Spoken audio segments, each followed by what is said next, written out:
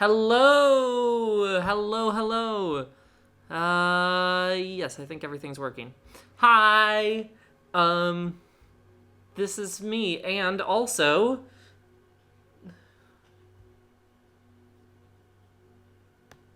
yeah, that's a good question. Will it work? Who knows? Can you hear yourself? Oh, there's the delay. You can't hear yourself?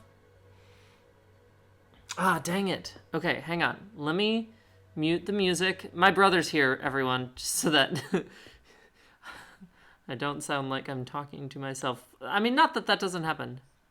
Not that that doesn't happen. Not that I don't talk to... Okay, hang on. Here we go. Try again.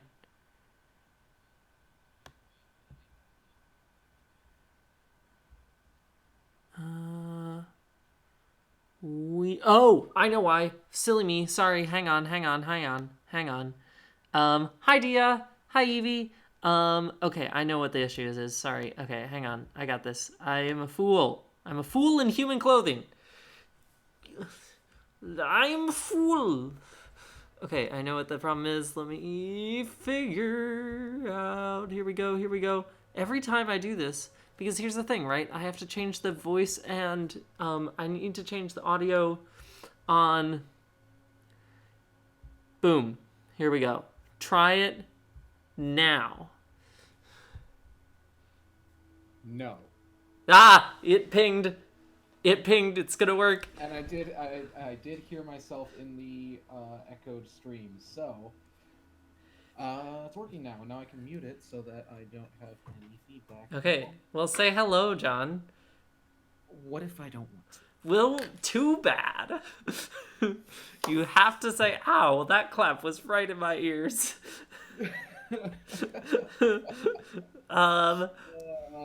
Yes, I know how to torture everybody except for me. Oh, it's John's evil laugh. Are we surprised? Evil No. laugh, evil laugh. Evil laugh. Yes, hello everybody. I also do not have a webcam, so you cannot see my Gorgeous face. my gorgeously ugly face. It's not an ugly face. Excuse you. I know. Excuse Hello, you. John, you are quite handsome, okay? Humor. You are quite handsome. This is important. Well, as far as everybody watching goes, they don't know. That's true. You know, I could look great. I could not, but at least right now, I have plausible deniability as to whether or not I have a face for rape. Anyway, hello everyone. Self-depreciation, John, you know this. Self-depreciation is not allowed on this stream, okay? None of it. Okay, so, today we are working on our world building skills. Specifically for John's little campaign. I am turning this music even further down. I am the test subject today. Because it's loud. There we go. Okay. Because relevance.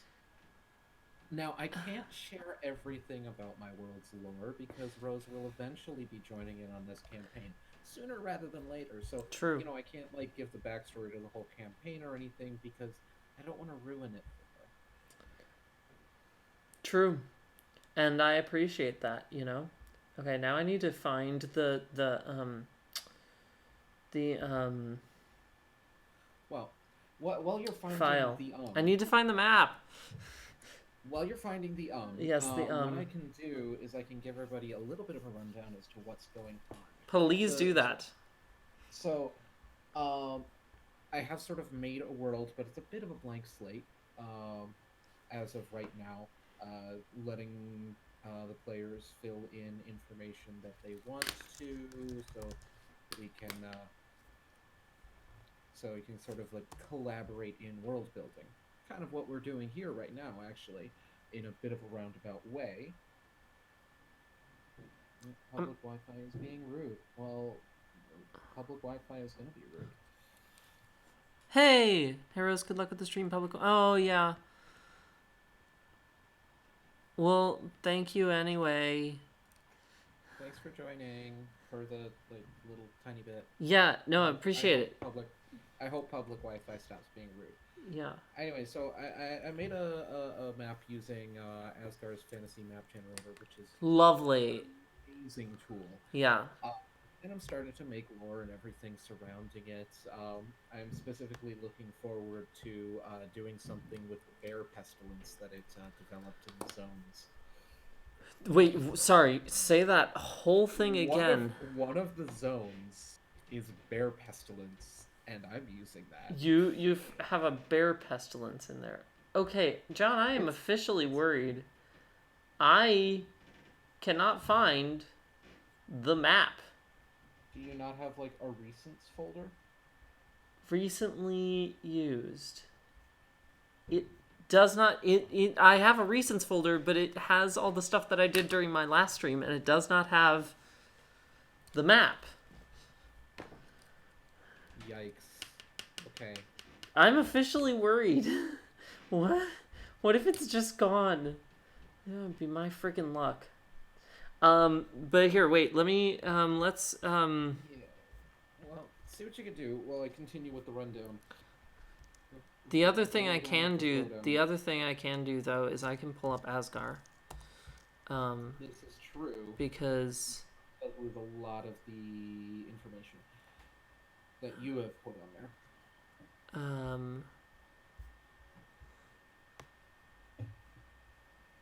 oh gosh, okay, hang on. Sorry, y'all. This is just gonna, I need to, Technical difficulties. Yeah. Anyway, so the what's happening right now? We're starting the campaign. Everyone is on a ship from the nation of Chesia, specifically its capital city, over to the nation of Frey, which I have to point out is spelled Fraillies. I am totally making fun of French 100% unashamedly in the name of French. Valid, though. I mean, French, If there's any one it has that. language that deserves to be made fun of, Is it French? Is it? It's definitely one of the languages that deserve to be made fun of. it's okay. If you're gonna pick 5, it's one of the top. Sure. Okay.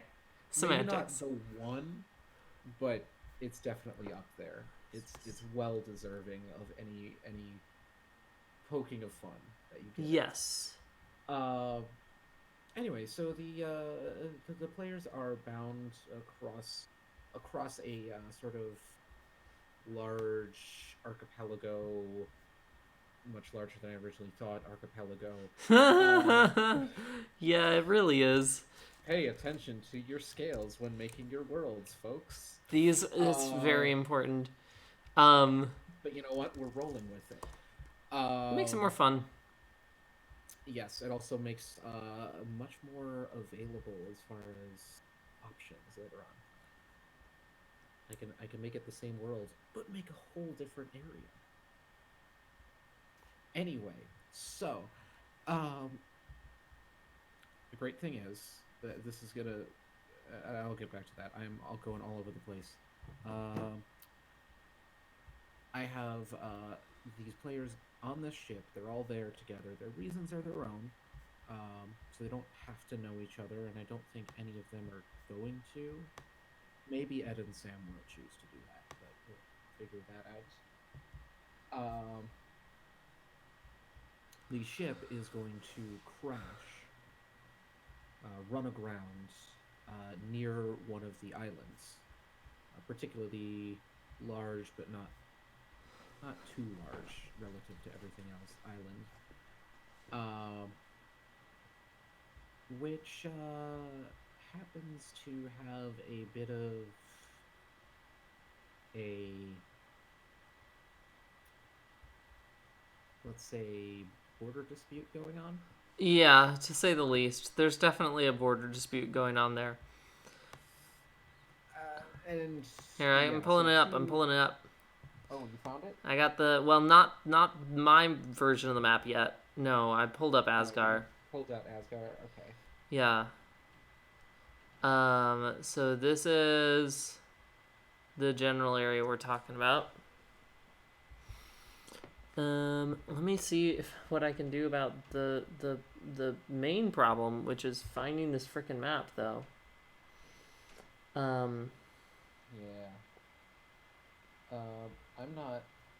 I have not seen the general area that you're talking about on the stream yet. I think you don't have it layered correctly. Oh, really? No, I Okay. have. Oh, you right.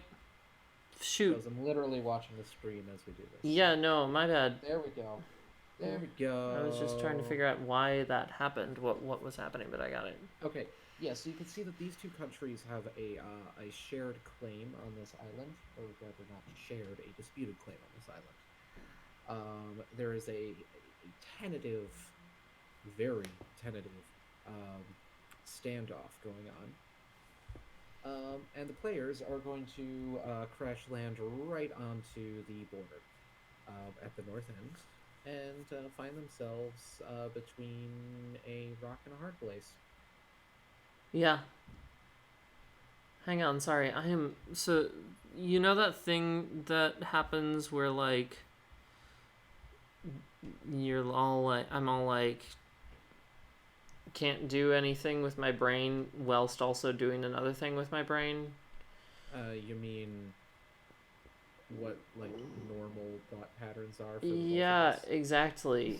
Yeah, I mean it's actually pretty standard, but yeah, it's the thing where I'm like, okay, I need to figure out where this map would have gone. I'm really upset about this.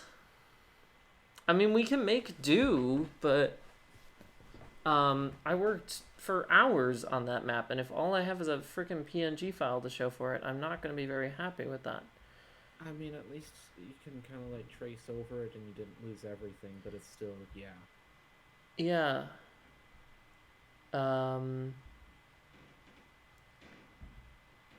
Yeah. Yeah, I don't think it's here.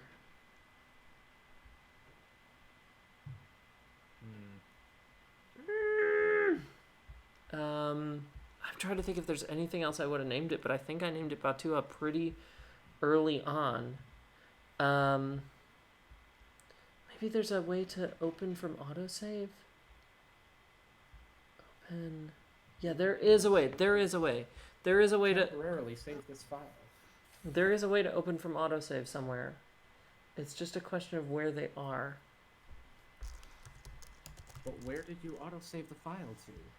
I don't know. And you'll never find out. Yeah. Gotta love autosave. Anyway, it'll probably be in the files there. It might be in the program files. Yes. Agreed.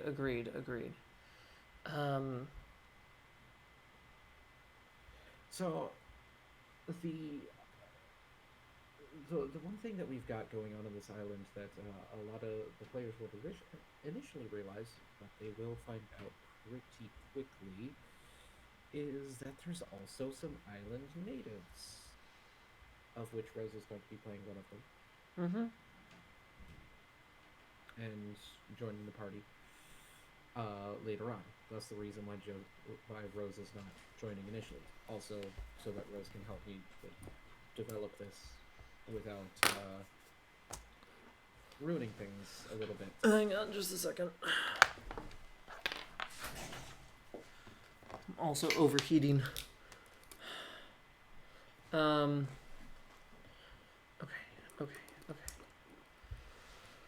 Sorry. Okay, you know what, Jen? Honestly, hang on. Just don't worry about, stream talking because there's no one watching right now except you. This is true. And I need to figure out where the frick frack this thing is.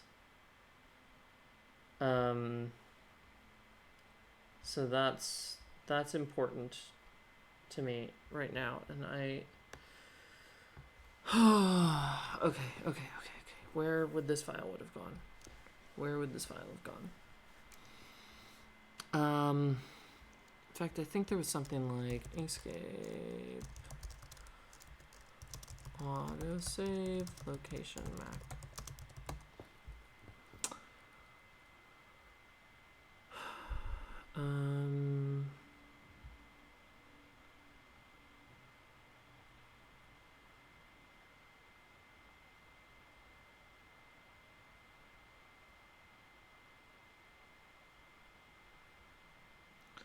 Home directory, temporary.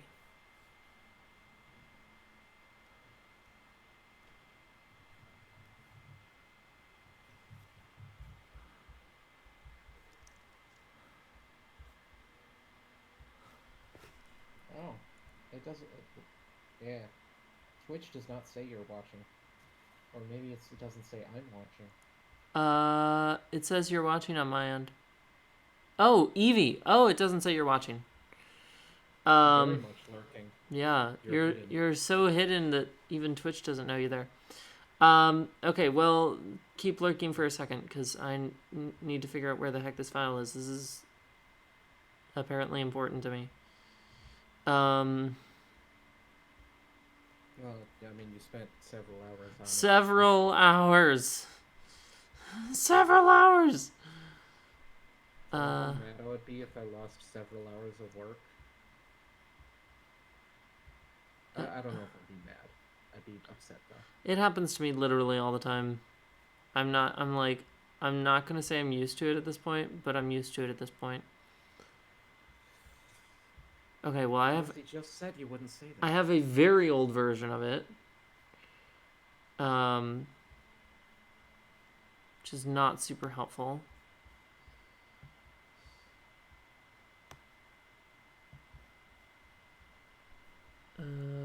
Yeah, how old is this version? This is a very old version.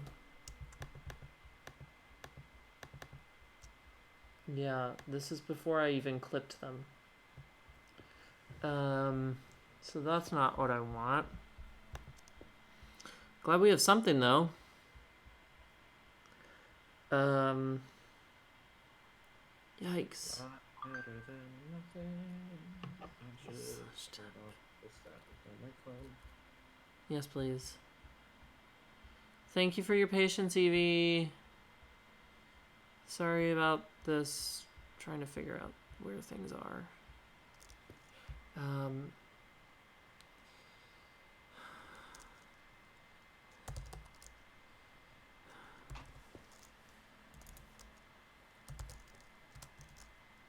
now it says there's a second person watching. Okay. Twitch just doesn't know what to do with itself. No, Twitch very rarely does know what to do with itself. Okay, going through things.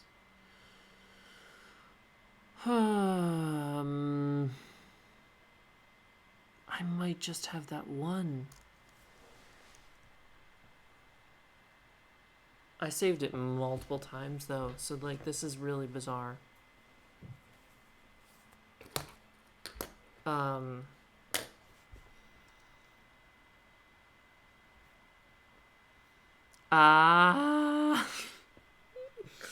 Okay. This is good quality content, y'all. Okay. You know what? I guess screw it. I guess we're just gonna go with it. That's really upsetting. That's really, really upsetting. I need to pull up chat. There's chat. Okay. I'm gonna put chat over here so that I don't lose it. Yeah, I'm very upsetty spaghetti about that. Cause like, oh man, I just realized I have like four different tabs of Asgar's fantasy map generator. It's a really wonderful tool. Can we talk about it? It's four of the same tab. It's of the same thing. Yes. Well, that's not very useful. That's just useful at eating up RAM. Okay. Let's see. Are we... Oh, I didn't change that. Right.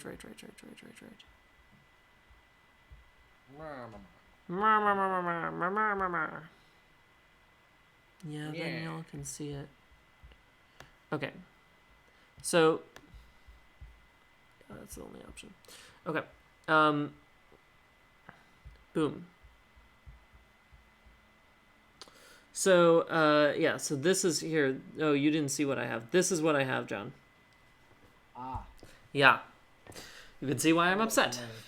Yes. Yeah, very. Yes. Those mountains took a long time. Here, I'll pull up the PNG file. That's at least something. File, open. Open. Um, I am convinced there is a version of this somewhere that's not, that's like the full thing, right? That's like the full file that's somewhere on my computer. It's The whole baked potato. the whole baked potato, the entirety of the baked potato. But let me tell you, I worked for a long time on these mountain shapes. Gah! Okay. Okay, anyway. So yes. It looks really good too. It does no, and it looks really good. And here's the thing is like I can just treat this as one thing, and if I just want to add layers on top of this and just make this the maximum resolution of it, then that's fine. Then we can just work from here. Right? But the thing is like the previous file, the actual Inkscape file went all the way down because it's a vector graphic image. So that sucks. And also I had swamps and they're not there anymore. But I can tell you where they were. They were like, there was one right here and there was one right. I did some like thought. I did a fair bit of thought behind this. There was one like right here and like a little one right here. And then there was I think that was it for the major ones in terms of swampy areas. And that's mostly because like if you look at the map, climate-wise, most of the weather is coming from this direction. Yes. Which means that like this area right here is going to get a lot of rain, or like that, yeah, so like that area right there. Oh, what? I can't just Well, undo. wouldn't the southernmost mountain range also produce its own weather, causing a swampy area in the lowlands, just uh, over to the east of the dividing river we discussed earlier? Like right here? No, there. Yeah, yeah, yeah. I'm watching things on a delay, so. Right, no, I gotcha. No, in fact, that would be mostly a rain shadow. It's true, it would be. Winds are coming in from that area. Okay. The reason you still have like more lush biomes in this area is because of the runoff from the mountains mostly. So no, this would be almost slightly more arid right here. All right. No, the most concentration of rain. Actually, now that you say it, actually there'd be like a marsh right here too, because there'd be pretty heavy concentration of rain in that bit, and then also the hook of the uplands right there like makes it a little bit hard for the water to escape quickly. All right. So let's. I'm not too concerned about the island as a whole. Right, we're talking more about like politics and stuff, but also, yeah. I mean, what exactly? What exactly did we want to set out to accomplish with this tonight? What I kind of want to do Mm-hmm. is get a picture, because here's the thing. Mm-hmm. Well, I do want to make the colonizers on this island still have some depth and intrigue to them. Mm-hmm. They're pretty much going to be two sides of the same coin. Oh yeah, no, I think that's the fun way to play it, right? Because then you're giving Well, you're giving the players who come here kind of like this false choice. yeah, and that's exactly what I'm planning on doing. Mm-hmm. They're going to be introduced, and as they find out what these countries are like, it's like, Oh, they're pretty much the same. They just argue about a bunch of shit, kind of like our two-party system. Heyo. Uh, Well, yeah. Um, uh, do you have curiosity? Do you have any? So you were using OneNote, which is good. I like OneNote. OneNote's good for campaign planning. Do you have any like planning documents for the first encounters and such like that? Like, do you have that all set up? yes and no. I don't have like details of first encounters. Would we like to develop Um, any of that right now? Slash, do we want to develop more about? So, I mean, I guess I'm just trying to think from a practical standpoint, right? What do we need in order for you to run this campaign most effectively? We have the island. It'd be nice to have the placement of the cities, right? That's a thing we want to do. yes. What I want to do, Uh huh. because what I want to do more is I don't want to focus on mechanics too much. I don't want to get bogged down by that. I want to make a narrative and I want to make it interesting. Okay. Okay. So, what I want to do is I want to think about I uh, think it's gonna be in person, Dia. The campaign.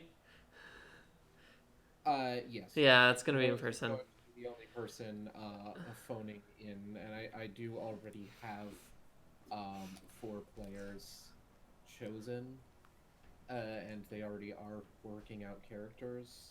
One of them is pretty much completely done. The others are in various stages of I character know. development. Um, as much as I would love to involve more people, this is my first campaign. It is, which is exciting. It's very exciting. Um, I once again, I want to make a interesting narrative. I don't want to get bogged down with mechanics, and the Okay. more players there Sure. are, the easier it is to get bogged down with mechanics. No, I agree. Oh, John's quiet, by the way. Okay, cool. I can turn up my microphone That sensitivity. would actually help me a lot because that way I don't have to bump down other volumes. How is that? Much louder, so that's good. Just don't scream, please. But what if I want to? Oh, yeah, then you're gonna blow my eardrums out. Actually, so please don't. Um, mine. Not. I'm not having fun with that. Not having fun. We're not having fun Okay. here, John. Okay. Okay.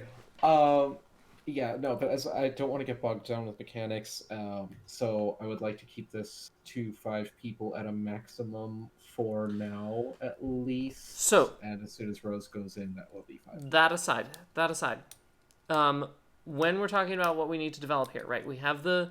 So we want to focus on narrative. Yes, which S- means I want to get a good idea of how to play said island natives. I want to do them justice. right, right, in terms of culture and everything. Yes.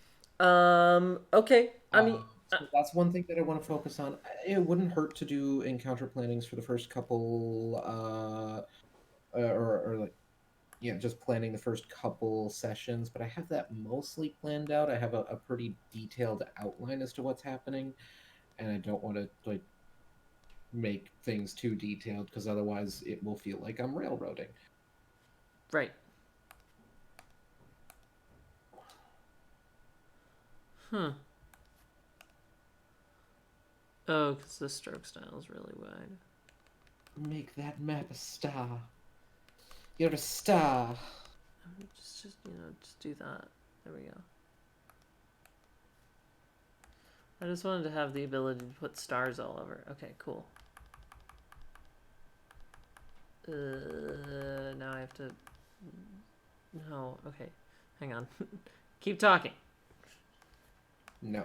What's Uh, so okay, so we want to work on culture first. Is that the That's verdict? what I want. That's what I want to get into most detailed because I think that'll be the most interesting, and it'll also give us a lot to work off of going forward.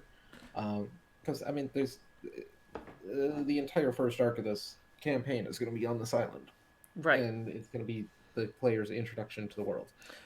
Uh, You've said before that the players are landing near those two cities, right? so the plan is, if you look at that, if you look at the sort of bay in the northern part, north Not that. central part of the island, north central, Yep, I gotcha. that's where the ship is going to crash because the trade route runs along the north and just skips over. But I'm going to have a storm force the ship inland, and a very unusual storm. And there's a reason for the unusual storm. Rosie, I think you know what this I reason is going to I be. do. We've chatted about this shockingly. Yes. What's interesting about this is one of the players is playing a Tempest Cleric, Yes, which will be fun with the which storm. Now, how are you planning this on dealing with that in terms of the initial storm bit?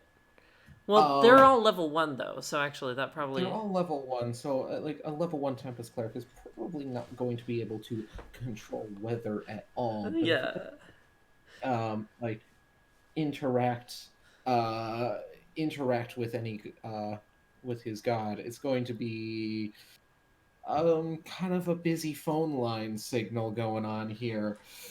You're just gonna get the beep beep beep. Well, but also I think the other thing is right that the Tempest Cleric is going to be able to tell pretty much right away like this is not a natural storm. Yeah, if they do any looking into it at all, Right. which I have a feeling a Tempest Cleric would, um, and knowing Sam as a player, Right. So okay. So probably will. here's a question. So they crash here, right? Yes. But then, uh, if they're crashing there, um, we had said like those two cities were somewhere down here. Yeah, so I can change it. I mean, I'm not too attached to the Northern I mean, Trade Route. That was also just the like, original plan. we could make those two central cities up in the north. Yeah, but geographically, based on what you have there, it doesn't really work. No, especially if they're military outposts. It doesn't make sense for forward military outposts made into cities to have that kind of geographical positioning. So it would make much more sense for those to be more southerly. And like I said, I'm not attached to this ship having to go around the north. That is the original plan. That's the trade route that has been laid out. But there's no reason why the captain wouldn't run that around the South as long as he had some kind of reason. For example, knowing there's a trade blockade around the North, which would make sense given the political landscape of this That's region. true. That's true. That's a good point, actually. So So he okay. goes around the South, taking a slightly more risky route. Mm-hmm. Uh, Also, I am planning on having some larger importance to the cargo that is being carried to the campaign at large. okay. Not sure exactly what I'm going to do with that, but it is going to be important cargo, so it does make sense for him to avoid any trade blockades and possible theft of said cargo. Of note, though, is like there are occasionally major storms that come up this way, but a major storm causing over here would be kind of unusual.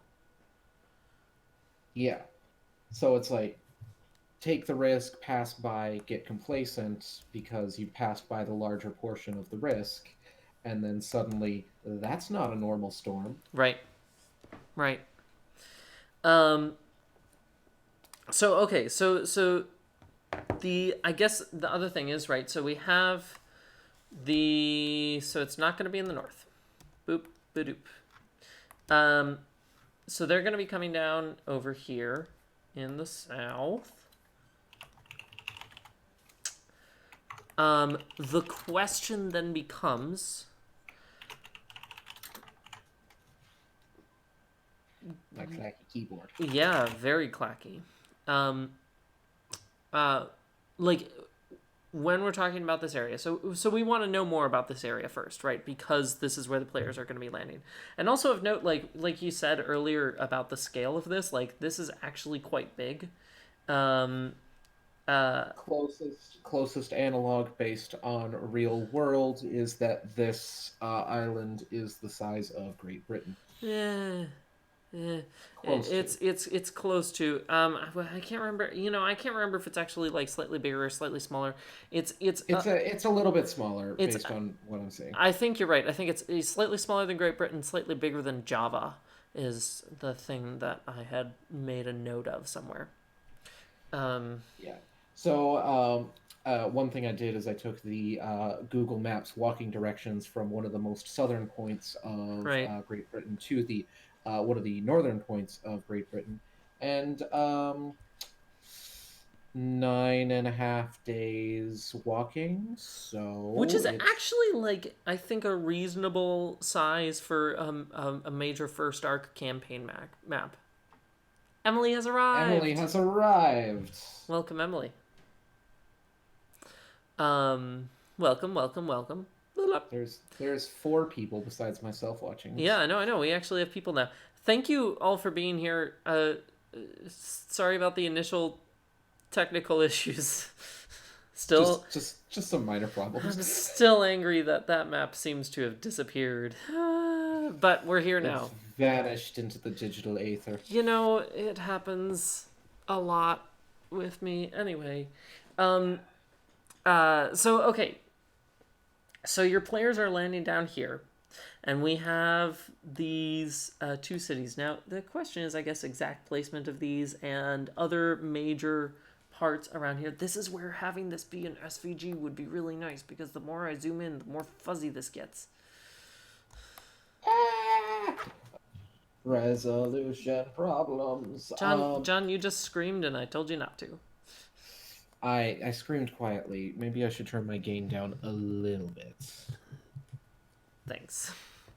Let's try that level and see how we land. Yeah, I mean, that seems pretty good. Say something a little bit loudly. Something a little bit loudly. Nice. Yeah, so that's good. That's you're pinging the orange when you do that. Cool. Okay, so one thing that I want to do is I do want to redo some names, because I basically just used the auto-generated names, which, although they do potentially give some flavor and some variation, they don't have a whole lot of depth to them.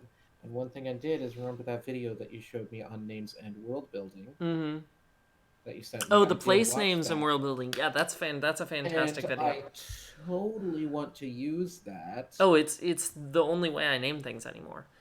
Yes. So what I want to do is I want to make the colony name or the colonial names basically a colonizer's ripoff of the existing names. Yep. And it's going to end up meaning some stupid stuff, which is why some rivers, when you literally translate everything, are river. Which is like my favorite thing. Yeah. No, I absolutely agree. It's a lot of fun to have that be the case. So I kind of want to get an idea of what the island natives would have called some of these places. So it's like, what is that river called?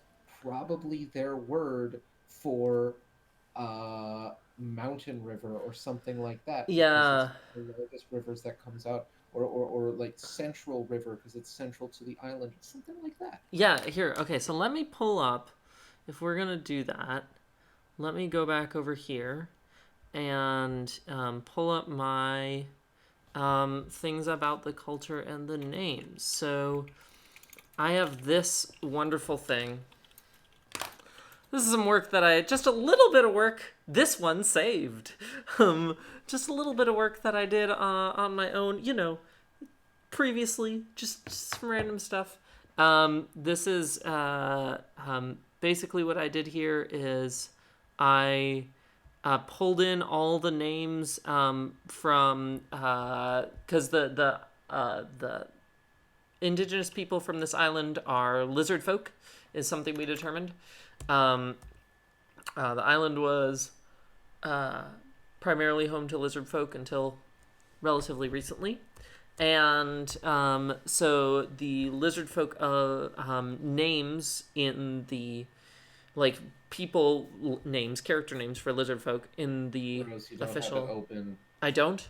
on stream. Ah, that's right. Thank you.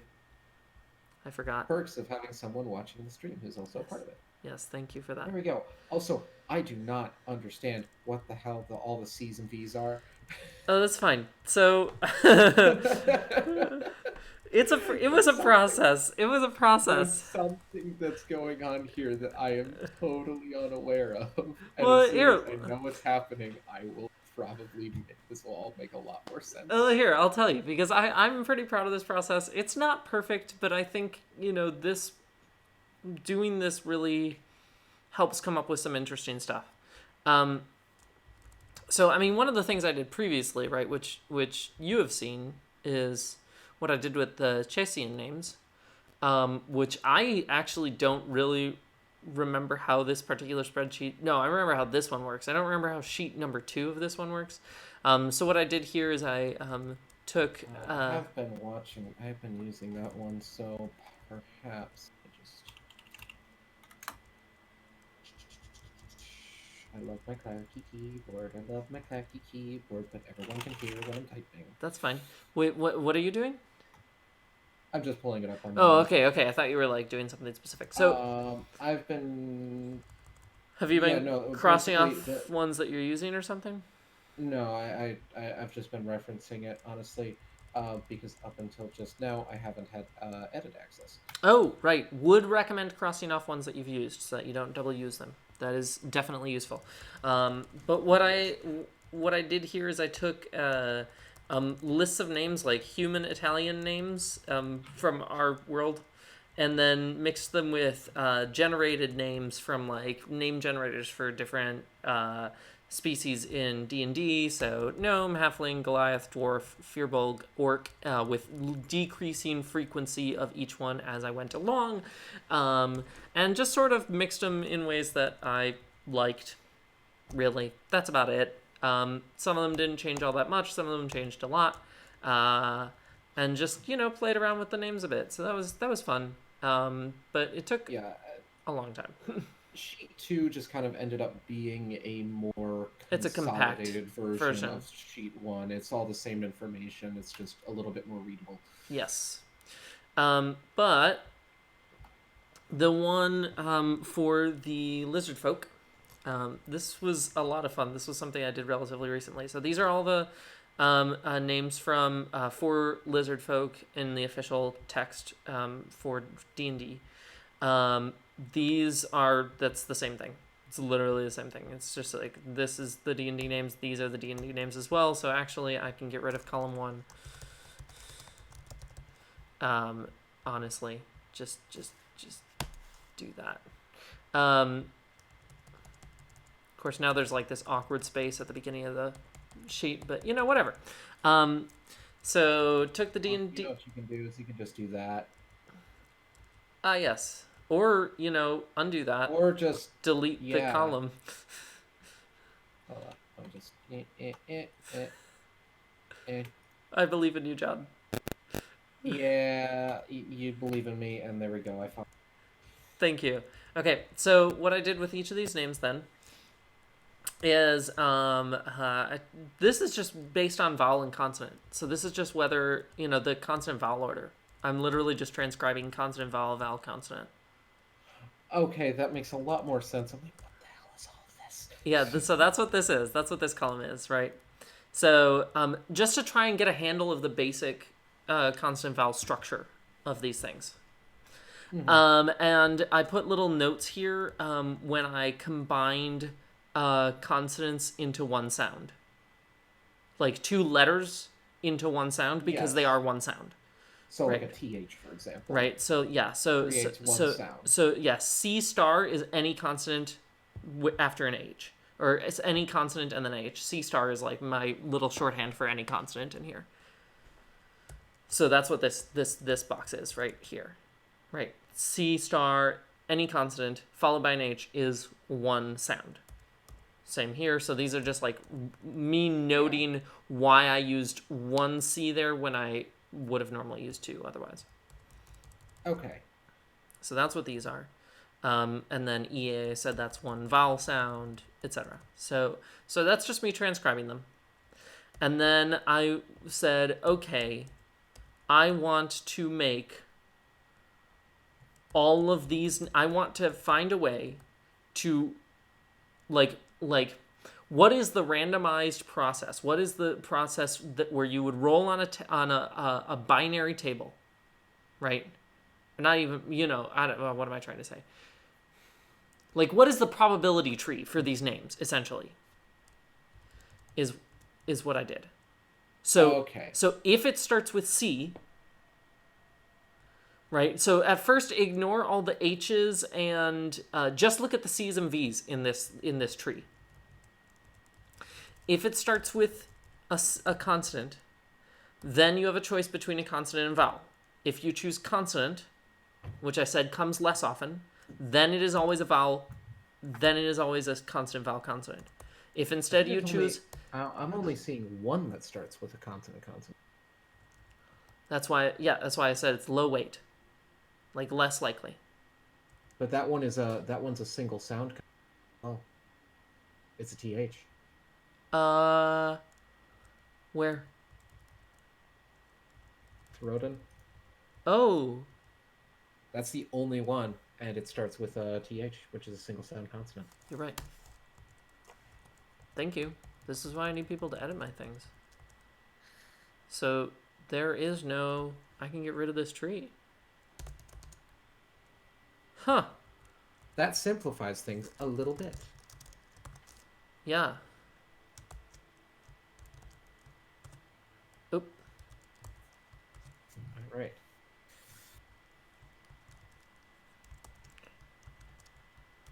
Okay. Cool. That does simplify things quite a bit, actually.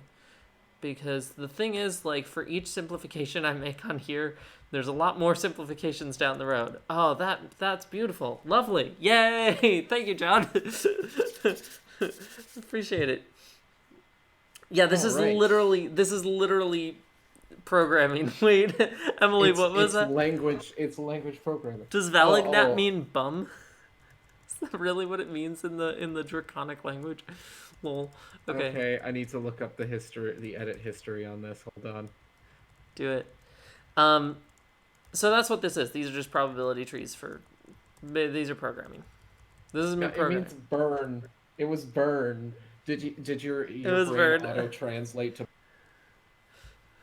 Because if so... Valid. One, I feel that, but two... I closed out of that whole tab. Why did I do that? So, then I used this. This is awkwards. It's one of my new favorite things. So if anyone ever needs resources for world building or D&D, I got you. Rose is the ultimate source of D&D world building everything. Which is why, like, I am leaning on you for the first little bit of this. Ed got me started. Blame Ed. Actually, I mean, Ed didn't get me started on world building. Ed got me started on DMing. Yeah. Ed got pretty much everyone started on D&D, didn't he? Yeah, I think so. I was shocked that I actually, like, had not played until then. Like, I feel like that's just a gross oversight in my childhood. Yeah, I'm a little disappointed. Right. I mean, I had some people, I had some friends in high school who actually were starting a D&D thing, but never got the chance to join them, and it was kind of left at that. And that was pretty much all there was to it.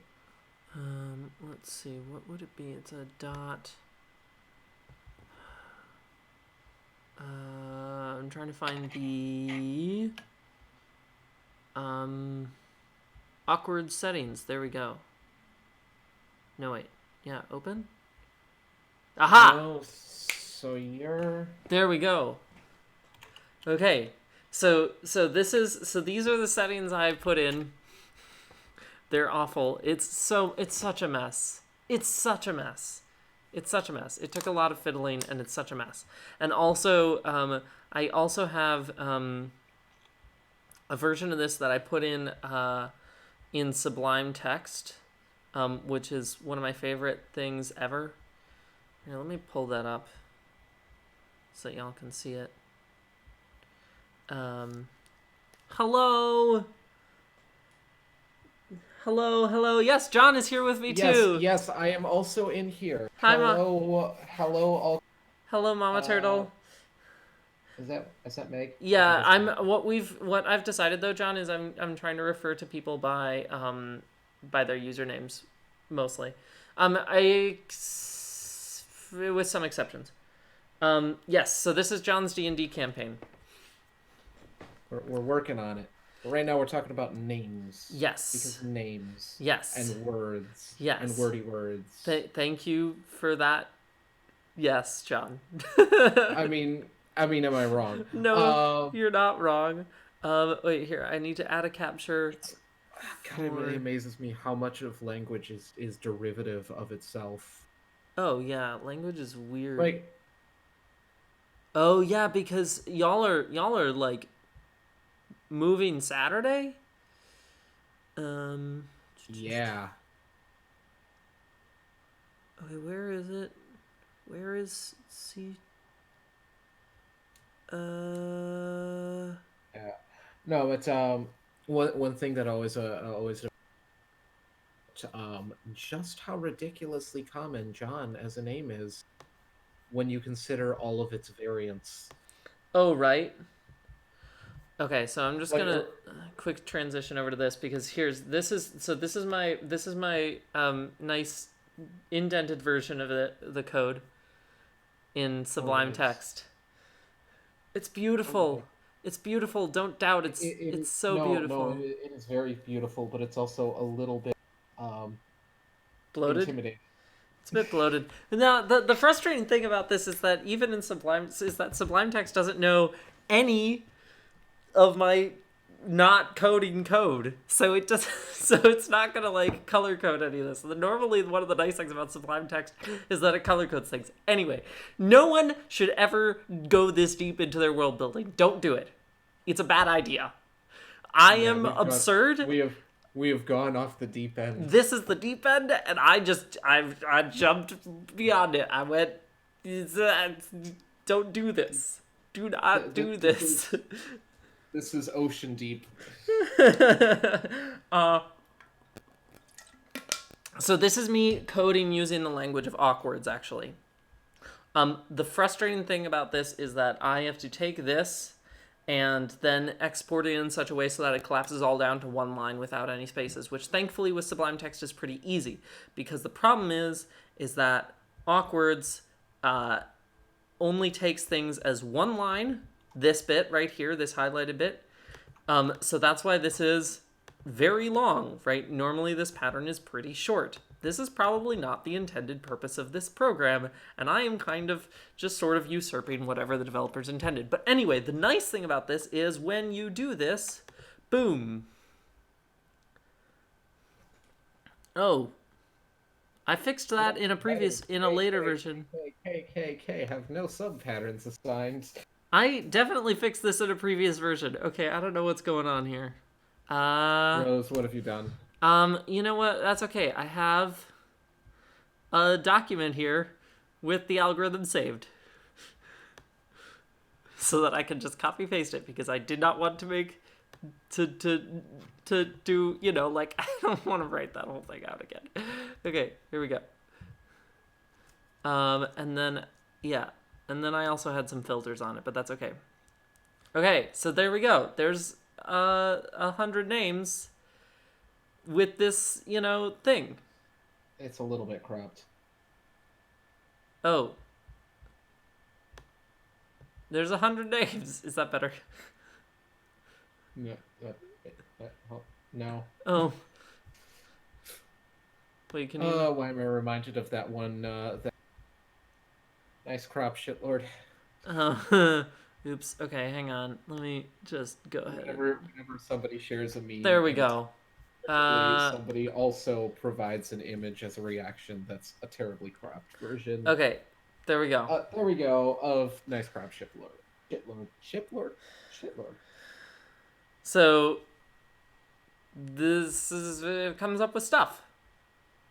Trots, Vedem, Giridav, or Dridav, Shizerk, etc., etc. Anyway, it's fun. This is a... Negative. Is it? Oh yeah, negative. Negative is agreed. Emily, that's a great word. Also, can we just appreciate that when I saw that, I thought it was some sort of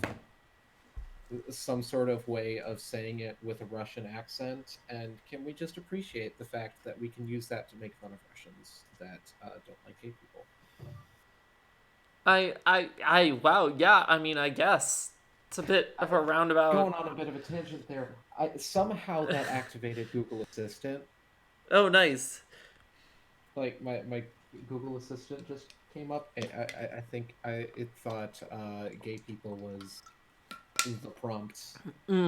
Well, gay people's always the prompt. I mean, yes, but beside the point. So, so anyway, this is a lovely tool, though. I definitely don't recommend using it in this extent. But if you ever need to come up with, names, Awkwards is nice. I definitely would say this method is actually probably a lot better for coming up with names. / there are name generators online. Go use them. Don't do what I did. It's silly. Just go use name generators online. There's tons of them. Just look up fantasy name generators or other there's plenty of them. You can get ones with long printouts. They're beautiful. But I was like, nah. I need more. And that's why I did this. It was silly. Anyway, so that's what this is. So then, what happens is we get these, which is this is that's that. Okay. So this is this is me modifying the names slightly to change the way they're shown to indicate the pronunciation, and then alphabetizing them, and then putting them in different age roles, grouping them by age. Yes, I mean, basically, yeah, it's basically a whole, like, it sort of defines a whole culture. Now, this defines a culture on paper, but one thing I want to do is kind of give it some, like, some more, I guess, more contextual flavor. Yeah, I get that. This is like reading this is like seeing an equation for a toroidal ring versus seeing a 3D model of a toroidal ring. Okay, fair, I guess. Nice, interesting analogy, but sure. I mean, No, I get it. We need to give it some life, right? yes, as detailed as this is, and as much as I really do appreciate the work that you're putting in there, it does not have a whole lot of life to it. So one thing that I find really helps with giving life to these is giving it a story. So one thing I want to do to put this in context is what I want to do is I want to work on making your character and putting that in context of all the information we have here. Sure, we can do that. So here's what I'll do is I'll just go ahead and put up this spreadsheet so that I have it on my other screen, and then we can start a new one. And make some characters. Yeah. So I do want to make York primarily, but one thing I also want to do is make some of the characters you might know, and give some stories and things like that. And I think that'd be good. And actually, here's let me show you something that I did.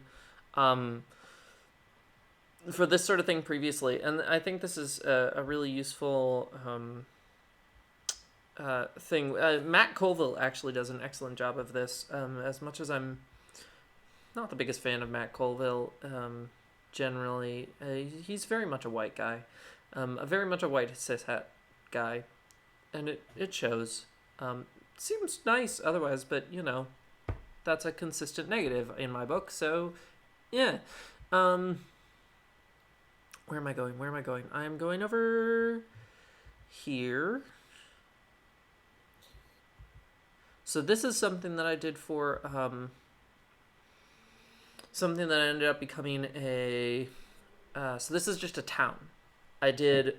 I started doing. I didn't actually finish this, but I started doing just as much as I could with people in the town, right? So I made a town. I made a list of like places that are in the town. I made the owners, their family, who they work with, all that jazz.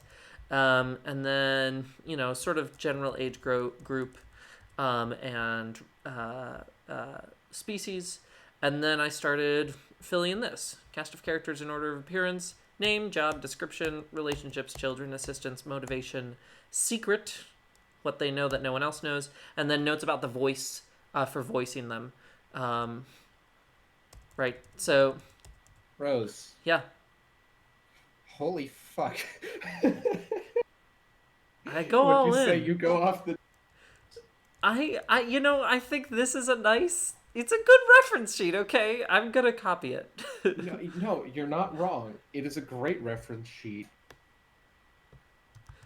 But you're making me look bad, okay? This is, okay, no, I mean, this is my jam, okay? I know.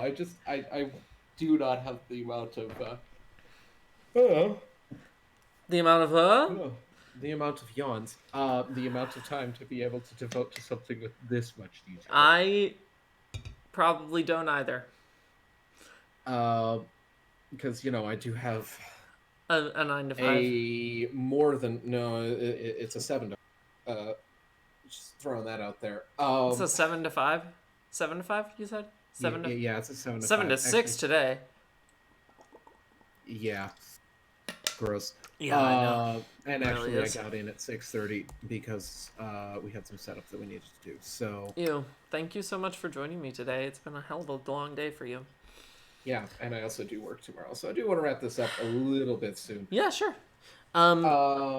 So let's do character stuff. Characters. Let's start with your character at least a little bit, get an idea of what's going on there, and then I don't want to bother with like rolling stats or anything. No, we can take care of that later. No, I don't want to focus on mechanics. I want to focus on flavor. Yes.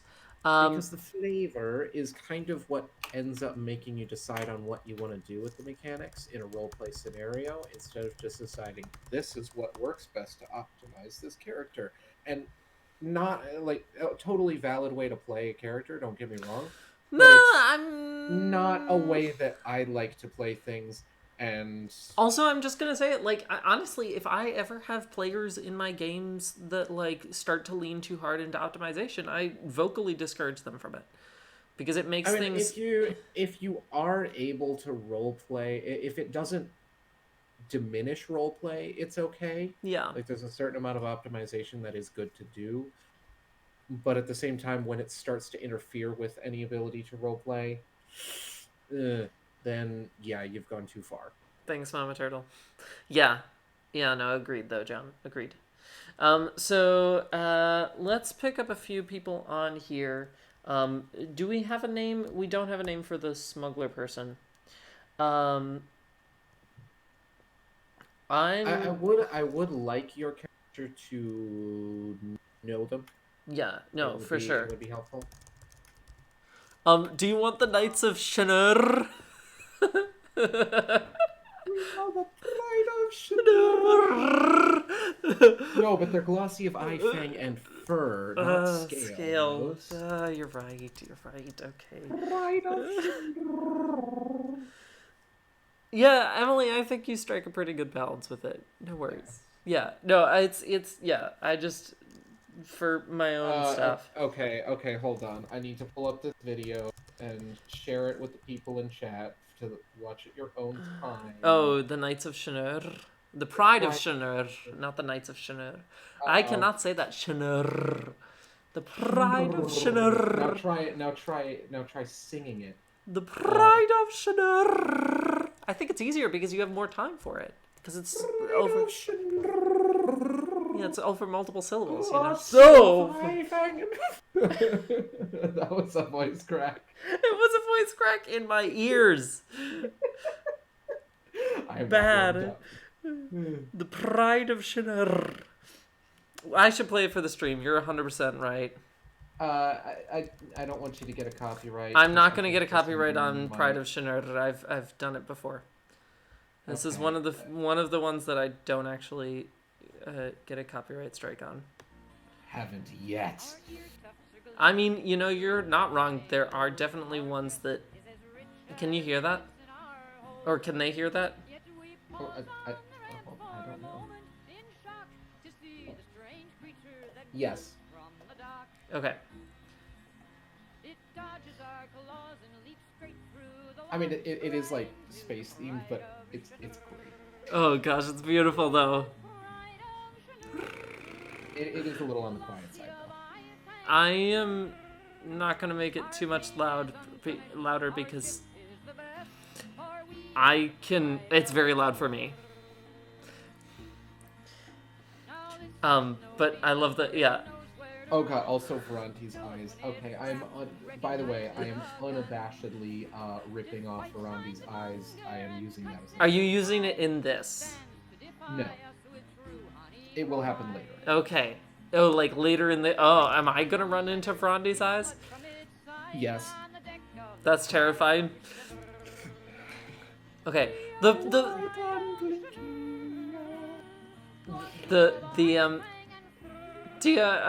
I'm not gonna play Frondi's eyes as much as I hate it because I'm just. In fact, I'm gonna stop Pride of Shanur because I can't do language when there's words. Yeah, I can't either, which is why I'm kind of glad I can't hear what's going on over there. Distinctly listening for it. All right, Rose. Yeah. Your character. My character. Okay. Oh,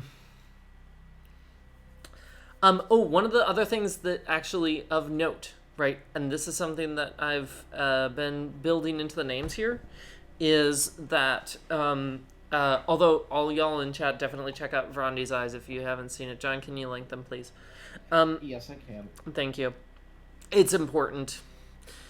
And by important, I mean terrifying. And by terrifying, I mean amazing. It's beautiful. It's a wonderful song. Mega did share with this with you because you know why, and you know some things that Rose doesn't, so please don't. Oh, gosh. Yes, I did share some world lore with Meg. I had to share with somebody. Yeah, no, that's and- fair. That's fair. And I get can't that. share with you because I'm not allowed. Yeah. Okay. So. I'm gonna add a column here. Insert one left. Actually, I'm gonna add two. Because I want actually, yeah. So age group. And then I want, because I have those age groups in the name spreadsheet, right? And I think that that's important in the culture. It's very important in the culture. It's like which age group are you a part of. And then I also want just for our reference class, like D&D class. Yes. Hopefully speaking. Okay, so let's start with your character. What is your character? Right there. Right there. Right there. Kepesk. Kepesk? Yes, my character is Kepesk. Um, actually, here's a question. Keep. Oh wait, hang on. Because one important thing that I need to do in here, keep is I yes, need to think move about that. which age group it is, because otherwise, I'm gonna get the naming conventions wrong. So, but this is actually pretty good. So what we're gonna do is we're gonna say it's, not a capital E, keep, keepisk, keep, keep,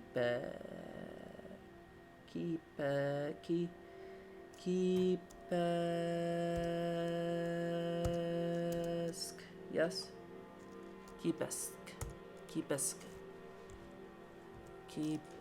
keepisk. That's one way to spell that. Yeah. Oh wait, no, I didn't mean to put two P's.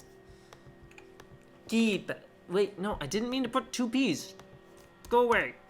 Okay, there we go. Keepisk. But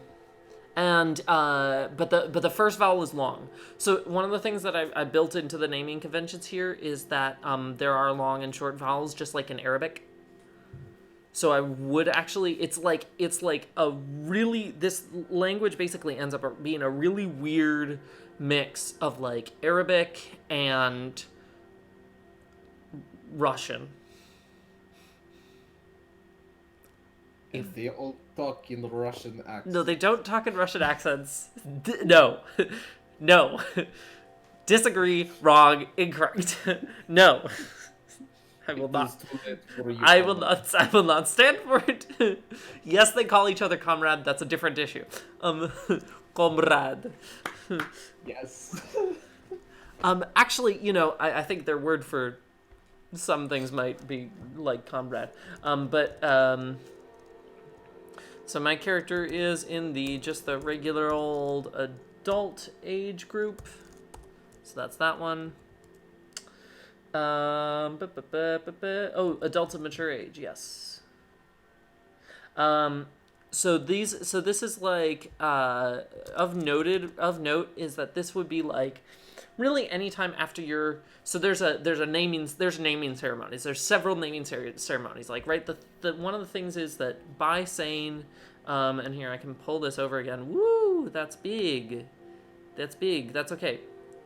Wait, is that even showing? I don't know if it's showing. Whatever. I'm gonna also pull it up on here. I do not see a thing that is showing. Hang on. Hang on. Let me pull it up.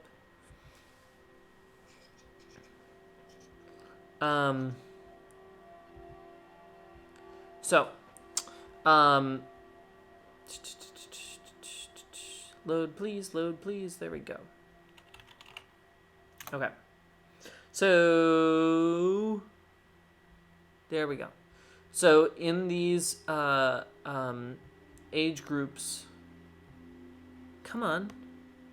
Right, one of the things is just like, these age groups are clearly pretty important because actually, like, you get a different name for each age group that you're in. So one person over the course of their lifetime will have 4 names.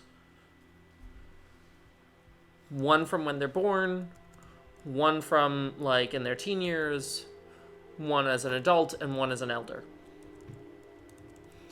Yeah. And so then some of those names are like, more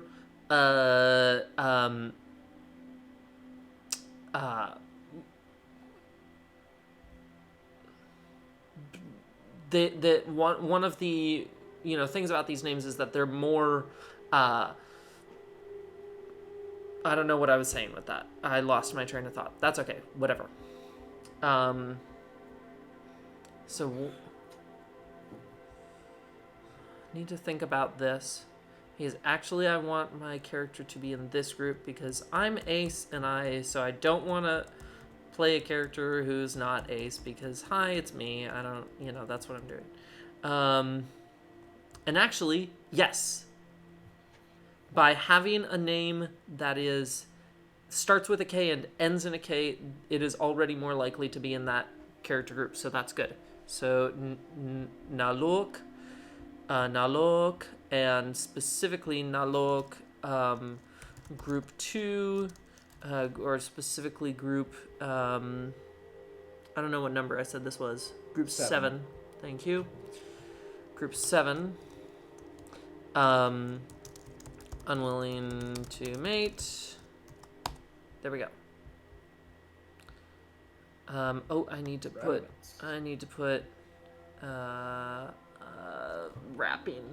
text wrapping on. Okay. So cool. So there's that. What do you do? What do I do? I don't know. I mean, like, we've established that I'm a rogue. I think the other thing I want to figure out is, like, where on the island I'm from. Because it's a big island. It's a very big island. Right? It's a big old island.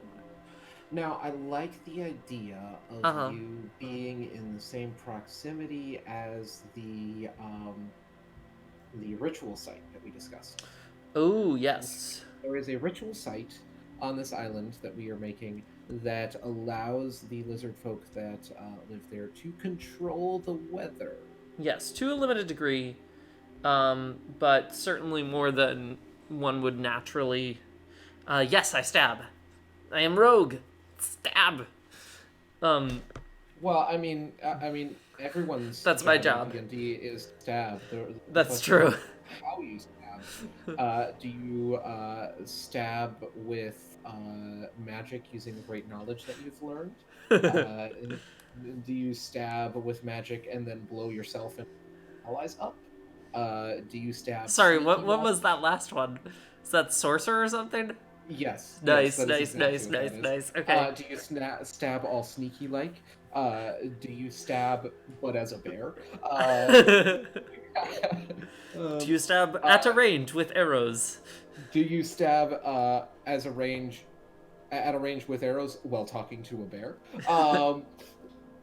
Do you stab in the name of God? Deus Vult. You know, things Yeah. Or do you stab but also heal stab?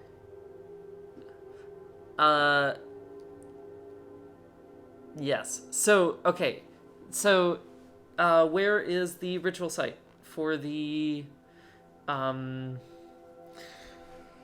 weather controlling? Huh? The ritual site also, we can totally fuck with some of the weather because of the ritual site. I'm imagining. No. I mean, it'd be interesting. Rose, didn't we establish that you want the lizard folk to be cold-blooded? Yes, I know. Terrible spot for it. That'd be why it'd be so difficult to get to. Yeah, no, you're right. I think hidden in plain sight is a much better look for this. Okay. Yeah, no, I like that. I mean, we can think about it like freaking capoeira or something like that. I love capoeira and like the story behind it. Yes, it is very. For those of you who don't know, capoeira is a dance/fighting martial art thing, and it was created by slaves somewhere in the Caribbean. I honestly can't remember where for the life of me. And they used it as a way to practice their martial arts while saying it was dancing, because dancing was allowed, but martial arts wasn't, of course. And then they used it to overthrow their oppressors and take over the fucking island. And it's a great story. So good. So good. I love capoeira. So yeah, hidden in plain sight. Hidden in plain sight. I kind of like the idea. Okay, so if you go... Would you like me to highlight the extremes of the environment on this island? No, not necessarily Okay. close. So I'm going to say, let's put it. Um, okay, if that river where we have the crash happening is river going from left to right, 1, 2, 3. If you go to river 5, This one? that one, yes. Yes, if you go to river 5, let's put. No, no, not that. No. So rivers with the mouth of the river on the south of the island, Yeah. going left to right. Uh-huh. That one is number 3. Okay, 1, 4. 2, Oh, gotcha. 3, So this one. 4, 5. Yes. Okay. Yes. Cool. That is the one. I'm seeing things in delay. I know, so right? apologies. This weird. Yeah. Okay. This is when we see just how long the delay is. Actually, not too bad. It's really not too bad. Yeah. I'm where are you thinking somewhere upriver, right around where you're gesturing. What about right in here? There's a little here. If I zoom in there, there's like a little that. alcove there. I like that. I like that. I like the idea of that being the. Yes, let's do that. It's relatively unassuming. It's hidden, and we can also say that it's connected somehow to the island at large. Right. Here's what else I'm gonna say is that the like if that's and that works. What I like about that spot is not only is it relatively centrally located, but also it's where a lot of different environments meet very closely. Yes, it is also of note very close to those mountaintops. Right, you're Yes. right. It is. So, There's some steep gradients there, and I think like, if you picture that as the meeting point of what? that's like that is the meeting point of all the environments on the island. Let's say we put like a lake there as well. Okay, sure. Yeah, I can do that. We can do that. That would be where all of the on the island sort of meet up in some way. Mm-hmm. Like it's got islands, it's got river, lake, it's got mountains, really tall mountains. Yeah. At that. Yeah. Yeah. Around the lake, we could have it be a little bit marshy, and then boom, basically the entirety of the island and its biomes are accounted for Mm-hmm. in a very small area, and that could be what makes it Like magically powerful. magically unique. Yes. I do want to say also that I think if that's the case, then I want to make somewhere near that, like up here, near the river, sort of one of the big centers of like a meeting point of cultures, like, or maybe it is that specific site. What if it is one of the agreed upon, like a sacred meeting point of the ambassadors?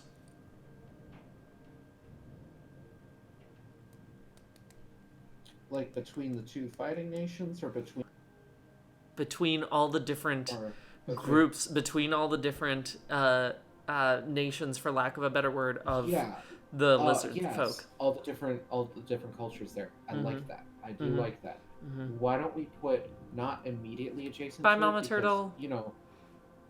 Bye. Turtle fam out. Bye, Turtle fam. I like the idea of putting a neutral meeting area which becomes a city of its own relatively close. Yeah, but and not immediately adjacent. Like, you wouldn't put a city on a holy site if the holy site came first. That's true.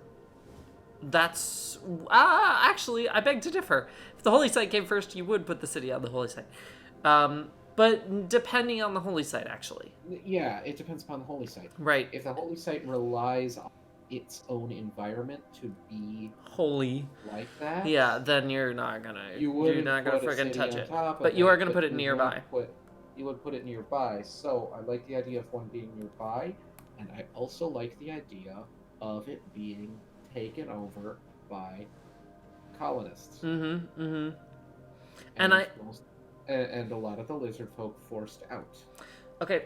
So here's what I'm thinking. We It have this. raises stakes. It makes things more interesting. Yeah. Well, it means that when they do this ceremony, they're like right next to a major center that has been taken over by Sheguo. Yes. Right, which is Sheguo being one of the colonizer nations. So that's interesting, right? That's like this sort of like we gotta sneak around to be able to sort of subvert the order that's been Uh-huh. imposed on us, which is fun. That's really fun. It Um, also gives something very special to do as a rogue. But it that's does. beside the point. It does. You are rogues are the utility monkeys. Although I guess in your case you're the utility lizard. So I think another thing I want to make here is just I'm gonna quick make a new spreadsheet because spreadsheets are great. They're so good. Spreadsheets. I use spreadsheets for everything now. I like almost everything world building. I pretty much never use just like regular old documents because um Yeah, I mean there are some documents that you want to use for spreadsheets, like not use spreadsheets, to use regular documents for. um I basically use I use tables um in OneNote for a lot of stuff, and then for the stuff that's more like contextual and yeah more like wordy, I don't. gosh, I hate that it does that. For some reason Google Spreadsheets like keeps doing this thing to me where it like auto resizes to be like twice as big for no apparent reason. Um Name, location, biome, other shit nearby. I don't know, story. Right, something like that. Doesn't have to be perfect. We can make up categories as we go along. Here's the question: what's the name of the city? What's the original? Oh, let's come up with a name for it. Originally, the name given by the indigenous folks, and then iterate on it. The bastardization. Yes, Uh, bastardize it. Um, okay, so I think something along the lines of meeting points okay. or communal. This is where I wish that I were like David Peterson and had the knowledge and skills to be able to make a language for this sort of stuff, just like within a month or two. I cannot do that, but also I don't have as much time as David Peterson to dedicate to it. But also I don't have the skills. Anyway, good stuff. Okay. So I don't know. Name. So let's start like communal site or meeting points. I'm gonna have to make Something that means that. Gonna have to make a new thing. Create. We're gonna make it. I'm gonna make another spreadsheet. We're gonna have so many spreadsheets. I'm gonna have so many spreadsheets. I'm sorry, in advance. Okay. Idea. Why don't you just make a second sheet on this one? Because this is different. This is the dictionary. Okay. Fair point. That is actually pretty important. Yeah. So, damn, you're making a lot of spreadsheets. Mm-hmm. Dictionary. Here it is. Takes a second for things to show up. Yep. So if we're thinking about names, let's go. Okay. Here's the idea. One of the things I will immediately say is that if we're going with Okay. I know what the what the what? what the bastardization is literally gonna mean crossroads. Is gonna mean what? Crossroads. Okay. Because what the place is going to end up meaning, it's like it's so literally it's going to mean like where cultures meet, Uh-huh. but it also means crossroads because um, the city that this has been made has roads leading into it from so many different other places. Okay, so I'm gonna say Ertekas storyteller. So I want then if we're coming up from storyteller, like if this word means storyteller, then like culture would be similar, right? Um,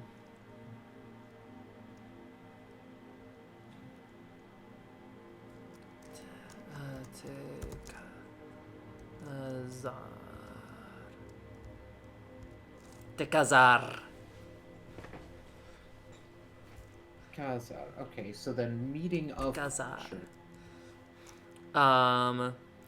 Right, so like so if we were saying well we want to say also something for meeting, so something for meeting place, with sort of a sacred or diplomatic implication, and I think that I can also draw a bit from the names here, because I want because an elder would not be. Would an elder be a diplomat? Potentially. Leader, elder, council. That's what I'll say. So I'll steal it from here. Tev. We have a lot of double vowels in here, in this Why don't we category. just take the top? This, because that was already derived for the current one. For storyteller. You already did that. So I'm taking this and then I'm like manipulating it with some of the things in these categories. So Ertev, Achev,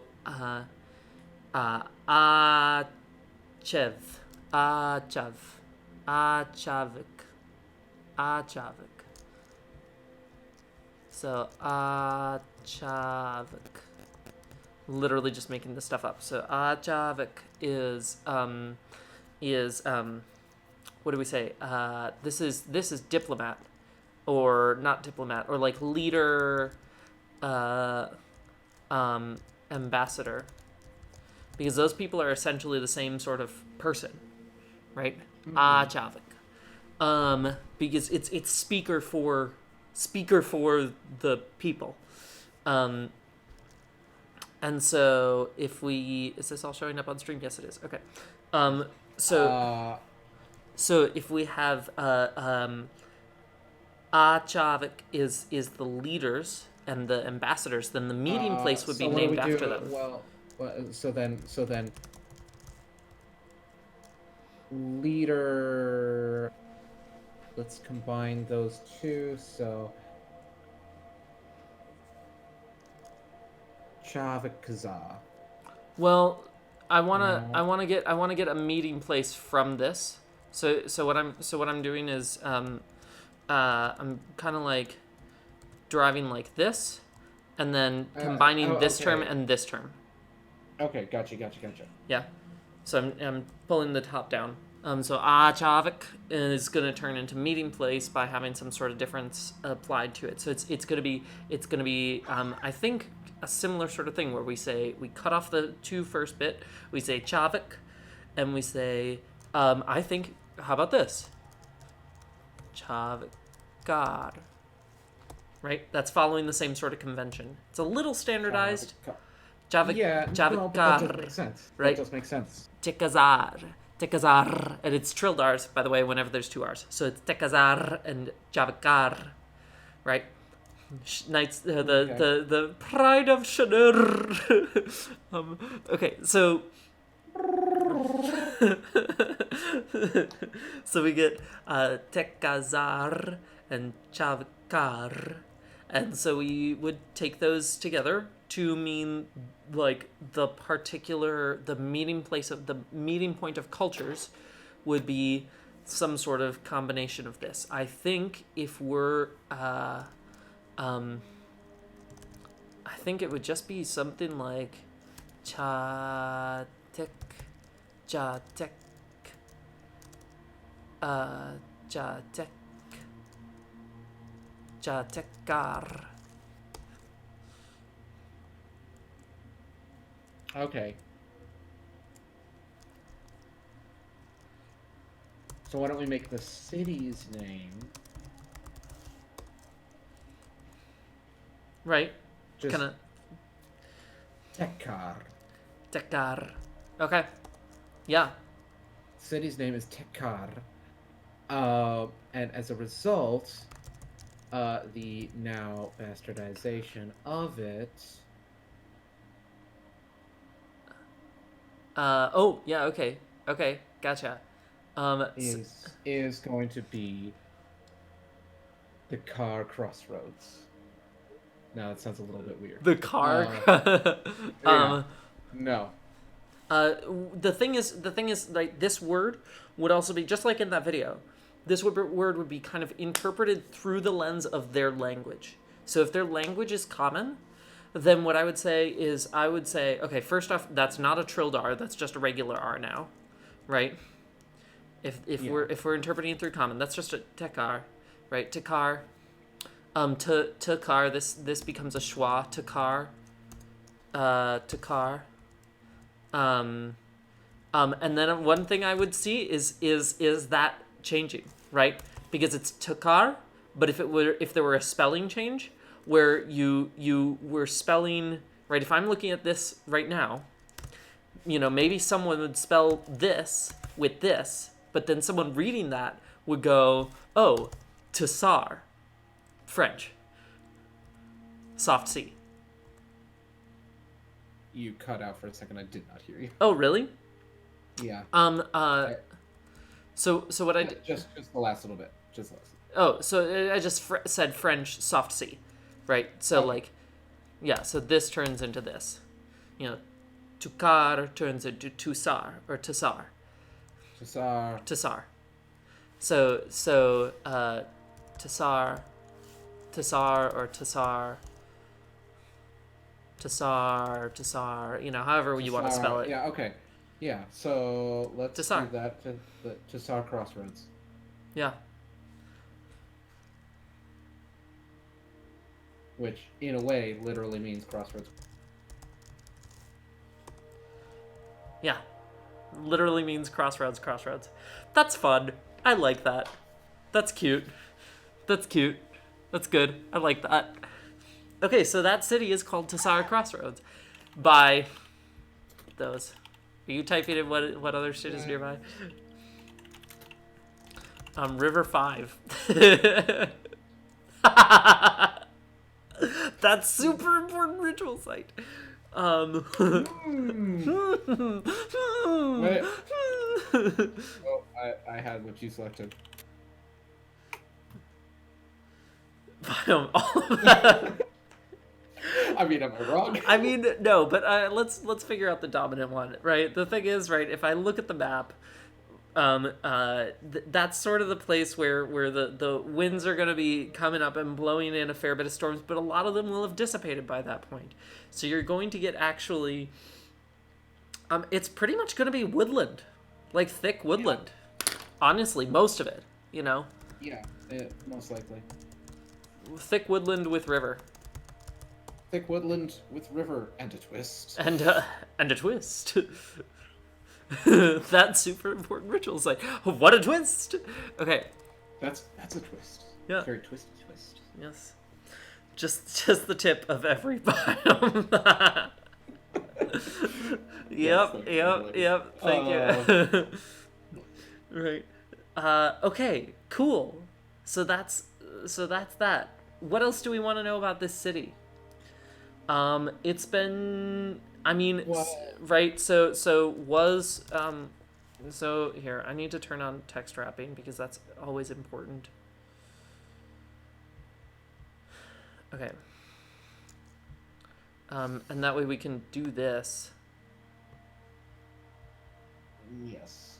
Right. Uh, Was a super important meeting place for the many cultures of the island.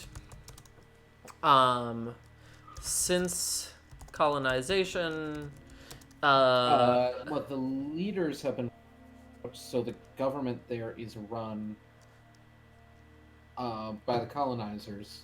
yep. So the city is run by colonizers. There still is a large But can we say folk can we say can we say presence. the I was gonna say the what if they're still meeting in secret there? No, because there's going to be a large lizard folk presence. There's still going to be, I mean, the natives have use. Yeah. Wow. What a colonizer attitude. Love it. Yeah. Well, hey, kind of burn bread here. Yeah. Easy to think like one. Yeah, true. True. Okay, so run by colonizers, but still Still has a large a lizard folk population. substantial lizard folk population. I'm always going to abbreviate lizard folk as LF. Okay. I just read that as left front. Oh, really? Where do you get that from? Work. Oh, like the left front wheel. Yeah. I was, Customer states vibration coming from L. but still a substantial left front population. I mean, that's how you abbreviate things on a repair order. Yeah, that makes sense. Rear is RR. Left rear is LR. Okay, cool. Places of interest. We're also gonna say that damn ritual site.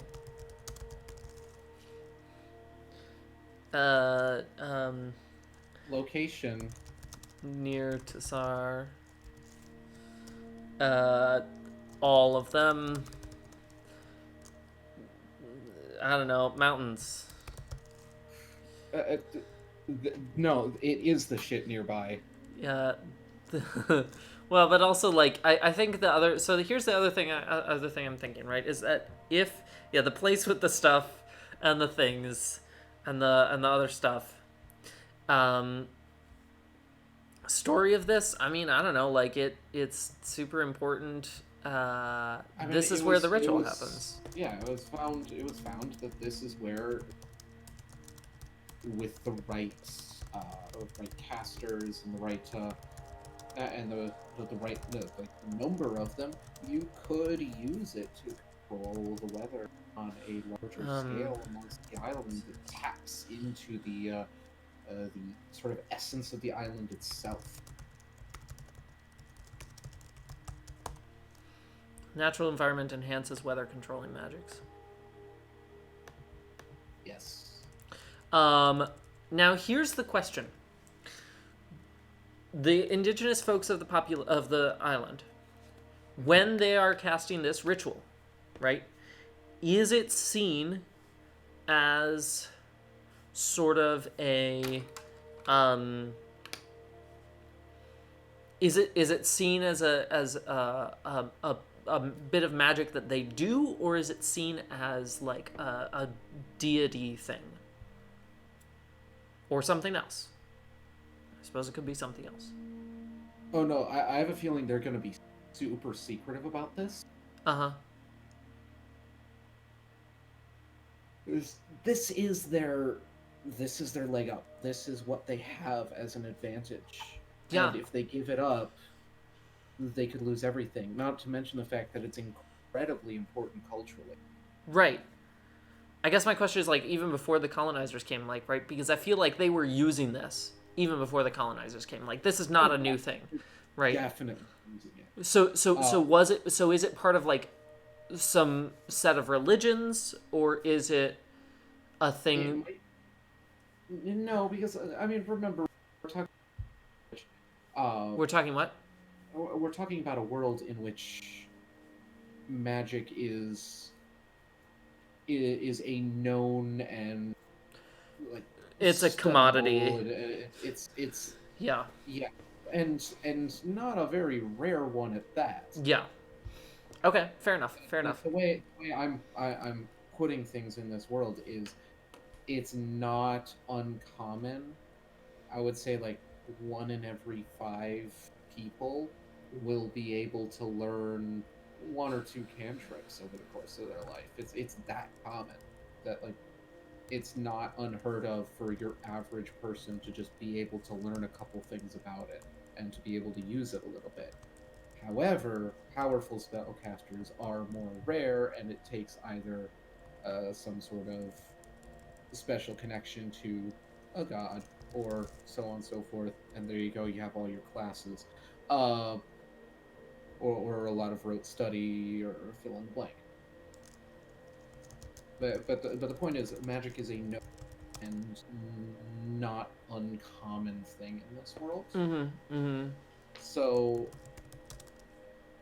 it would be very easy to tell that there's some sort of magic occurring there, which is why they do not want to be seen performing any magic there.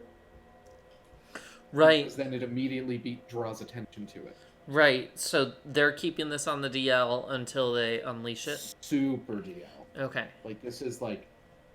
I mean, so are they not performing this ritual until they do it? Like They are only as soon as the colonizers in, it was reduced to use when absolutely necessary in as much secrecy and yeah, and I think that's guard as just by possible. necessity. Else you lose both an important cultural site and a very valuable tool. Yeah, yeah. So that's what I'm thinking this is gonna be. It's gonna be almost. I hate to draw the parallel to something really terrible in real life, but getting the important spellcasters there is going to be its own version of an underground railroad, similar to what we had here in the U.S. Yeah, no, I think that's accurate.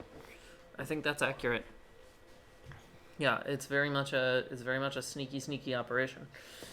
Okay, cool. Do we want to flip back to characters for a bit? Yes. So, what is my character's job? Does it have something to do with this then? It could. It very well could. You could be one. You could be assisting with this. You could be helping. Relay for. I mean, do I have to be anywhere near the character's landing point? You don't have to be. No. Could I? I mean, or you don't have to live there per se, but you could be there, like in general, for some reason. But you right. don't have to be. So I think right. If I'm like a. I mean. Yeah, I think I'm a relay for the meeting place. Is I think how the character would phrase it. Yes.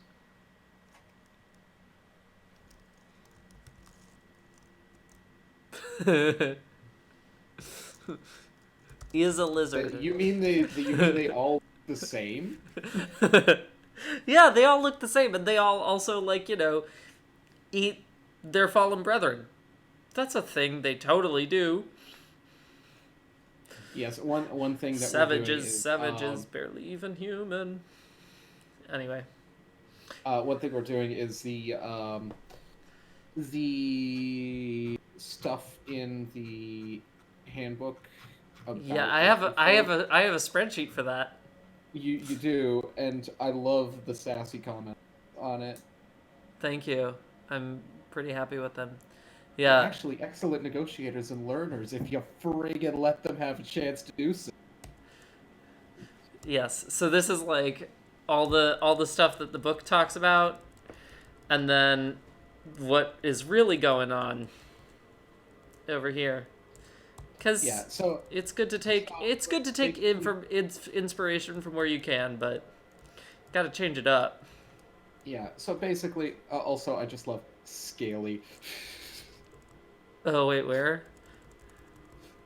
in the stats. Oh yeah, scaly skin, scaly. Scaly. I gotta have fun. Gotta have fun somehow. Okay, so lizard titties. You know, that's a good question. Do they have lizard titties? They're not mammals, and I would say as a result, they do not have memories. True. True. True, very true. Oh my gosh, don't some people draw lizard folk with them though?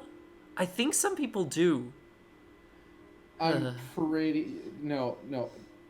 I'm not pretty sure. I know they do. They of course they do. Of course they do. Cold blooded equals no. Scaly Well, you know squad. what? Actually, Canon in this world is yes. I am making them cold blooded. But like physically, not like mentally. You know? Um because it has an interesting impact on where they place their settlements, um among other things, just also like and their just their culture and how things go. Or you could do something like somewhere in between, Yeah, I mean, well, the where thing it's not is, like they're like cold blooded like the reptiles that we have here on Earth, where they can't really regulate their own body temperature at all. hey, nice, Emily, nice, true, true, true, true. Cold-blooded doesn't mean they can't be hot. I see exactly what you did there, but I still disagree with lizard Oh yeah, no, I'm still disagreeing with lizard titties too. Um, but yeah, scaly squad. Okay, so physical description of Keepsk. I don't Ain't know no if I get that. calamities about these. About these memories, is that what you're saying? Ain't no calamities about these memories. Common magic would be very useful for temperature regulation, Emily. That's actually an excellent point. That's actually a really excellent point. Yes. Yes, it would be. Um, so I would say relative to mammals, they have difficulty regulating temperature, but not as much as a lot of the reptiles that we have. Yeah. As sort of a middle ground to make them a little bit more adaptable and a little bit. Sure, sure. Yeah, we can hand wave the biology. I'm okay with that. If you're okay with that, it's your world. Yeah. Yeah, sure. Yeah. I mean, it does seem possible, reasonable. Sure. Yeah. Right? So some sort of temperature regulation, but it's minimal. And Yes. so, they're still going to be influenced by things, but it doesn't mean it does. I will say also, right? What this means. It's not like they can't survive in below freezing temperatures without some kind of insulation. They're just going to require more of it than a human or other Right. Or other equivalent. Which also, though, does mean, like, when going through the mountain pass and stuff, you're gonna want someone with magic with you, but pretty much everyone has magic, so it's okay. Yeah. Or enchanted items. Or enchanted items. Ooh. I like that. I like that. I bet, John, there's like a some sort of consistently like these little, okay. So right in the culture on this island, you're going to want to, everyone needs to traverse colder environments at some point, right? Or you probably will. Or you'll be in a colder place. Or like a big storm will come along and things will get cold for some reason. I don't know, right? But if you're regularly exposed to one of these colder environments, either you learn magic or, like you said, you have some sort of enchanted items, right? A forever hand warmer, as Emily points out. A hot blood ring. John, did you see Dia's comment? Um, Um, yeah. One for you books that I have on my little desk next to my oh, you have it, bed don't you? is that exact one. Yeah, that's right. You did get that setting book from Dad, right? Yeah. Nice, nice, nice, nice, nice. So that is something that I'm looking at, and I agree. Yeah, thanks though. Have That's not thank you. finished looking through it as I have a lot of stuff that I'm doing otherwise, but I have Yeah, working bazillion hour days. well, yeah, when alternating 40, 60 hour weeks. Yeah. That's what happens. The so what I was saying though is like they might have um these little trinkets, enchanted trinkets that are little like uh forever hand 5e warmers. the 5e one. Uh yeah, yeah, so Uh, basically but like also the crafting of these trinkets might get more and more intricate as time goes on. So like there's like a whole sort of artistry to the crafting of these little warming devices. oh yeah, and that could be a very large um that could be I a don't. very I mean, I don't think important it's like. job. Yeah, I don't think it's a large industry, but I think it's an important job. It's an important craft, and it's something that. Um, that's interesting. The 3.5 one having, uh, yeah, I haven't honestly I haven't checked out much 3.5 stuff. Um, so that's cool. Yeah. So I'm gonna write about that. I'm gonna hang on. I'm gonna find where's my culture, thing. I am now very Uh, much cutting into sleep. Um, Okay, well we can end it soon. Besides, we're at 2 hours roughly, so yeah. this is fine. I am going to put in here. Gosh, I hate how like if you scroll down in a spreadsheet when it's not completely loaded, when it finishes loading, it scrolls you back to the top. It's really frustrating. Yeah. Okay, I'm gonna put I in. think that's a problem with your computer more so You than know what? I feel because attacked, and you're probably right. I do not have that problem, but I also have a significantly faster computer. Okay, so Maybe those also internet speed. forever hand warmers. Okay, I'm gonna write about the forever hand warmers. In fact, I'm gonna draw some of the forever hand warmers. I'm gonna do it. I'm gonna do it, John. I kind of want to draw some as well. Okay, well, I'm gonna do it right now. Okay, fair. I'm not going to do that right now. Okay. I mean, I don't have to do that right now. Actually, I might not. Nah, I might do that right now. I don't know. You want to go to sleep? Yeah, because I do have to get up around 6. Yeah, legit. That's freaking early. Is there anything else you would like to cover before you do that? I think we've left with a good amount of progress. Not in the areas I originally thought, but still very important progress nonetheless. We figured out a lot more about the ritual site and the city near it, and some stuff about the culture, and I think that's going to help a lot. Uh, So what I want to yeah. do is I want you to make your character and give them a bit of a story so that I can figure out how Sure. like use that as sort of a basis for what what the culture is like and how to play them. Also, I need an accent to work with. And Um, since it's going to be your character voice more than it will be the accent that I'm playing for other characters. yes, I will. I will give you something. Like I said, I think it's going to be some weird mishmash between Arabic and Russian, but I will find out what that mishmash is. I think the general idea that I'm getting here is that there are going to be some vowels. Like if I am talking with this accent, I would emphasize some vowels longer than you would otherwise.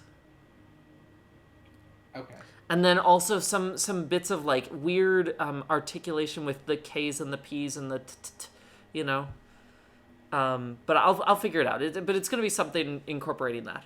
I really like long vowel, short vowel, and Arabic is a good example of it. Yes, just as much as I do love the love character voices, it's very easy to go off the deep end with them, and I very much did that with I'll Shakir, and it makes things difficult. Oh yeah, no, I will try and make it simple enough that you can do it relatively easy on the fly. Yeah. Yeah, because I recognize that that's something that you're gonna have to do. But I also don't want to Yes. make it like I Oh don't. no, give it. But I want to give it keep in its own mind, character. I don't want to be like just Russian accent, something like that. yes, no. If I can do Takir and make Takir work, I'm pretty sure I can make this work. Okay. Because uh yeah, that's a hard one to do That on the was that regular. was that was a hard one to do, especially to just keep talking randomly, and that was a great character. Takir was one of John's characters, who is an Aarakocra, and so And because they don't have as a result they cannot say certain sounds, and so say for example, well, I am saying it right now. You can see I cannot say some things that you can, and I have to choose what I say very carefully. Otherwise, you cannot understand what I am trying to say. all M's become N's, no P's, no Basically, any sound that no would involve B's, yeah, you no lips. having to put your lips together, I have to substitute for something that's similar and then change it up a little bit so it's distinct. Which is really cool, actually. It's a really fun character voice. Whereas mine is just really shitty fake Italian. I have a I am a Lucio di Palladini. And, it was just sort of a throwaway character that ended up and becoming a fun one. and he gets really angry because I cannot say his name. I can only say Lucio de Taledini. So It is a di Palladini. Di Palladini. Anyway, I cannot say that. it is my family name. Di Palladini. You must try. Okay, anyway, so we should end. He doesn't have lips. That was an amazing moment. He doesn't Have lips. And everyone's just like, why are you so insistent on this? So anyway, thank you for joining me. Yes. Appreciate it. This was fun. Thank you for helping me with world building. Yeah. No, good times. I'm gonna go ahead and actually draw, because I'm still feeling a little bit energetic. I'm just gonna throw some quick sketches down for these weird forever hand warmers. Yes. I like the idea of a ring, a necklace, and a bracelet as options. Yes, but they're gonna be fancy. Yes. Yes, and the size of the item also translates to the power that it has. So like a ring will be minimal. I'm gonna change that. that Can you I make some designs first, and then maybe I can convince Okay, you I otherwise. mean, that's I have just- some ideas. My thoughts on it, but you Yeah. know what? You can do what you want. I'm totally cool. I'll send you some ideas, Joe. Totally I'll send cool with it. Thank I'll you. send you some ideas. Some sketches, as it were. Sketching. Some skits. Some sketches. Uh, I will send you sketches. All right. Well, Thank you. and good night, and thank you everyone for joining us in this adventure. I will still be here sketching for about a half hour probably. But good night to you, John. Thank you for being here. All right. Enjoy the Scaly Squad. Yes, the Scale Squad. Night. Okay, I think. Yes, John is finally gone. Okay. Hello, everyone. Thank you so much for being here. I'm gonna go ahead and jump over to Krita. And now I can put my chat up. Yeah, time for the party. Yeah, thanks so much everyone for bearing with my brother, who we all know. Oh, no. Love him. John's great. Okay. Time for the party. Now that John is gone. Time for the party. Yes. The classic,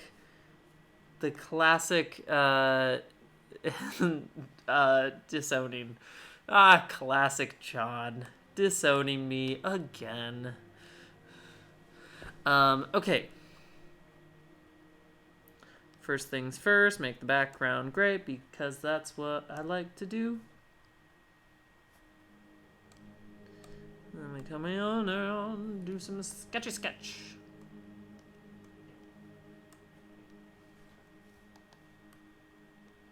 Okay. So.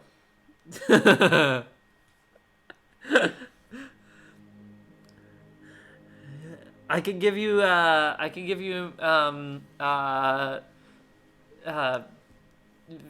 privileges, moderator privileges, Emily, if you want. So I'm thinking for like, okay, so if we have, oh wow, this thing's being slow because I'm streaming right now. Okay, so if we have like a ring or something like that, I'm thinking these things are, here's my first thoughts, is that these things are like made of wood. And I'm just gonna, oh, you know what, actually, okay, hang on. If these things were actually on a finger, that's, I think, what I should think of this as, right? Instead of just going ring shape and drawing them, I don't need more power, I have enough. You have the power. So we're gonna draw them on a scaly finger. Oh, my sketch is in the active window. Thank you very much, Emily. Appreciate it. Thought I had switched it over, and I hadn't. Appreciate it. Okay. So, what the heck does a lizard folk hand look like? I don't know. Look it up. Google. Lizard folk. Lizard folk. I don't know, like it looks like a regular hand, right? Yeah, it's like, you know, it's got claw-y stuff. It's a little bit claw-y, claw-ish. It's a little bit claw-like. A little bit of that claw.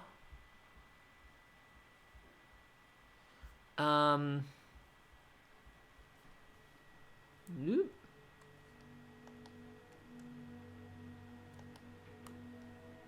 Okay. So you know, we got your classic claw, right? That does not look like a claw. Here, let's bend that finger.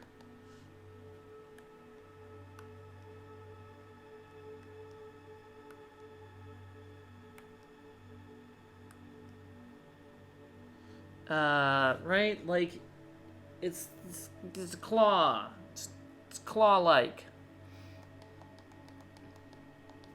I kind of want to, like... Okay, like, what if I go like this? Gotta get my reference hand, you know? Okay, this is where I'm drawing them from.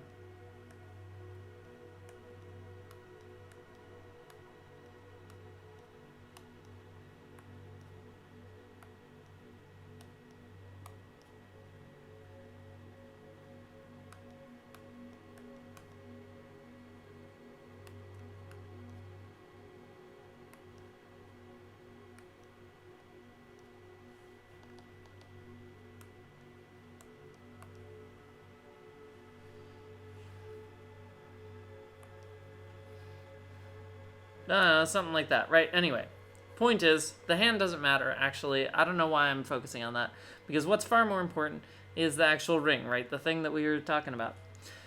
Um, I feel like it's kind of like a knuckle ring thing. So it's this sort of thing where ooh. What if we have, right? Sort of like a 2-ring thing. Like the base of it is 2 different, I think, polished wooden rings. And then we get some oh, Emily, could you ping the chat, the group chat, and say Aaron can come in if they want to. Just want to make sure that they're aware. Though John and I are not talking about the campaign anymore. Please, thanks. So I'm thinking, like, what if there's, like, you know, like, ribbons between these? Sort of like, you know, like, I don't know.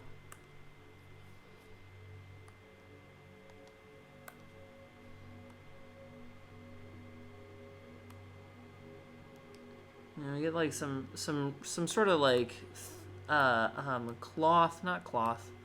Yeah, I mean cloth, you know, like these sort of like ribbons that goes between these.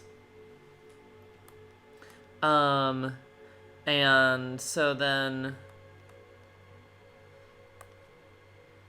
hey, hi Alonzo.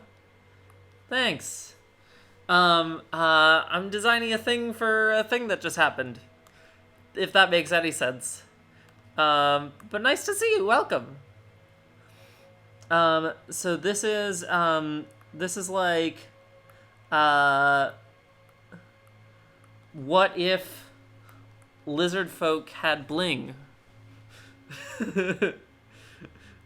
Basically. So yeah, so we're kind of going like, you know, for the polished wood look here. Polished wood.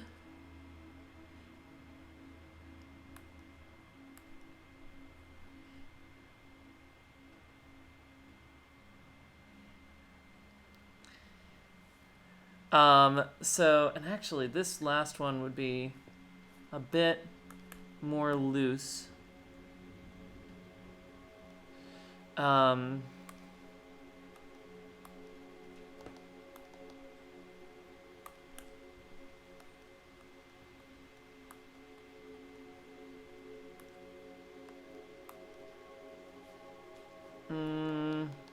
think even more than that. Yeah, like that. Thanks. So yeah, so it's, you know, it's kind of got this sort of, that'd be pretty cool, right? To like wear like a double ring and like it's got like ribbons between, like that'd be pretty cool. Right? And then I think actually, you know, if we zoom down into the tiny details, if we're working in tiny details, I think these rings are then let's say, you know, some of them are inlaid with some sort of stone or copper, right? Copper that turns to like copper green. Or it could just be copper colored, right? Very bright, very shiny. I think it's got like copper on the ends here. Sort of like, it's actually like a copper band with wood on it, almost.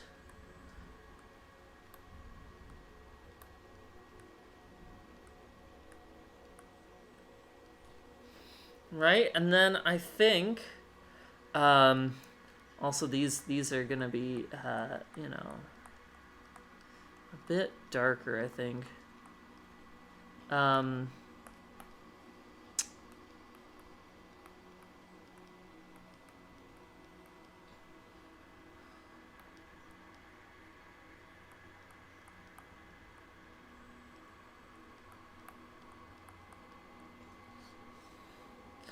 And then we could have some, I don't know, some cool designs on the rings as well. I think just sort of like etched into it, you know?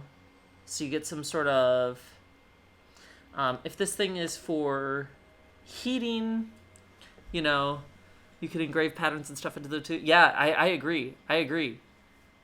Yeah. So let's get some cool engraving in, and you know, maybe it's like wood burning engraving or something like that.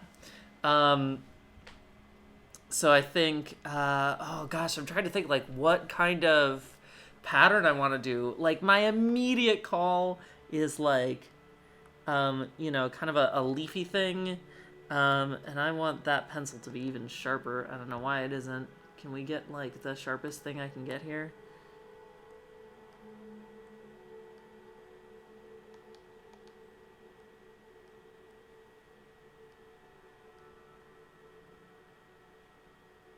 Kind of like a leafy thing. I don't know. But you know, burned effect is actually going to be slightly different. If you do wood burning, it's more blunt a tip than that. So maybe I do want a bit more blunt. Something like this, but smaller, bigger than that.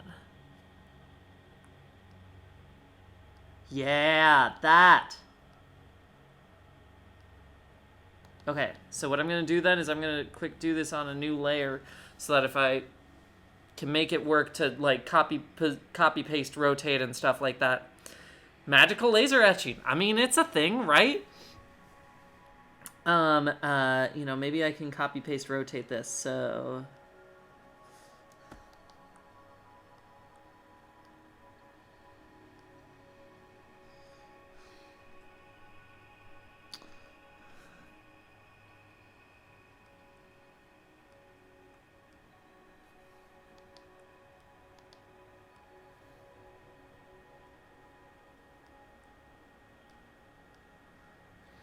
I don't think I want to do anything like super fancy right now.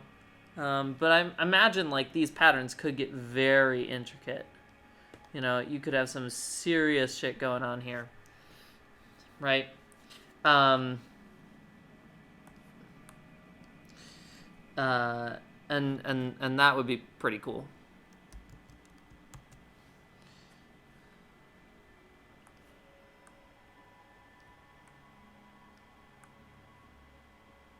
Oh shoot, I drew an even number. An odd number. I drew an odd number. I don't want that. Oop.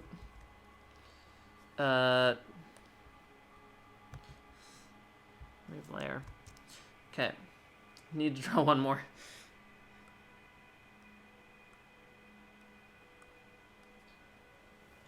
There we go. Now I can do it.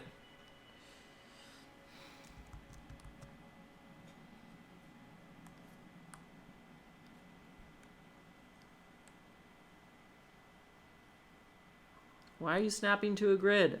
There's no grid to snap to. Please don't do that. Okay. Morph it a bit. There we go.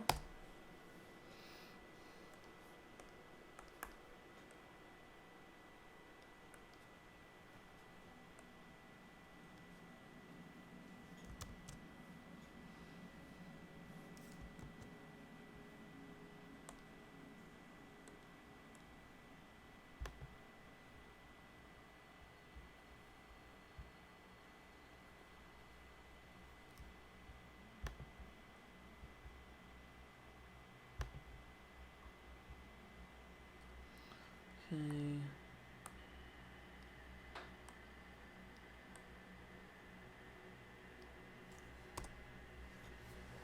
There we go. And we got some magical laser etched leaves on a ring. That looks pretty badass.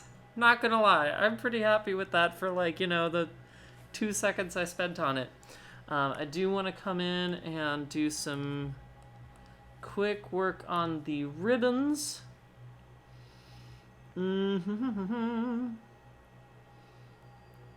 Give them a bit of a harder edge.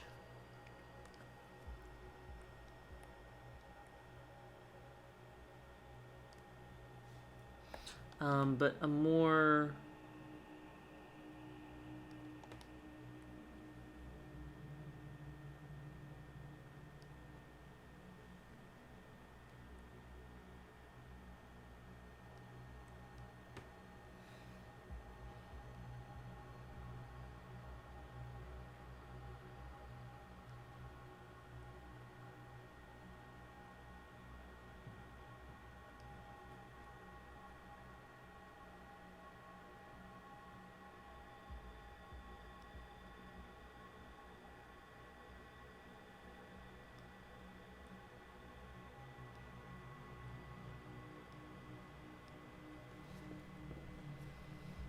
Okay.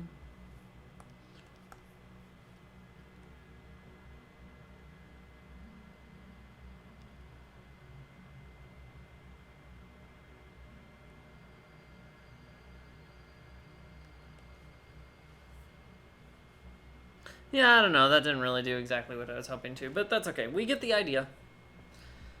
And that looks pretty cool. And I think that's really all we need for a rough concept of what this would be. So that looks cool as fuck. I like that. I think also, you would have some sort of woven pattern of like maybe some very small like white threads on the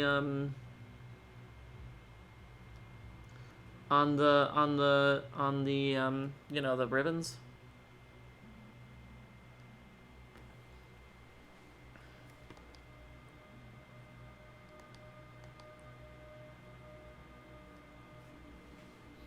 Yeah.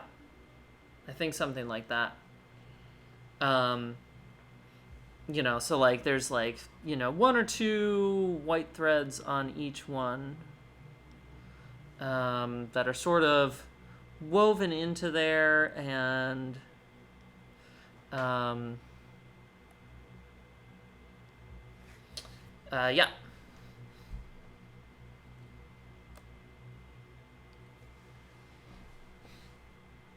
Yeah, it looks pretty cool. Alright, cool. Let's move on to something else, because that's fun. Okay, that was... I enjoyed that. This is one example. Okay. Save as... I don't know, freaking... lizard ring. Okay. We can close out of this one then. New one. Let's make another one. This one. Alright, first things first. Background. Gray. Make that background. Oop. Not the background. That's not the background. Make that background gray. Okay.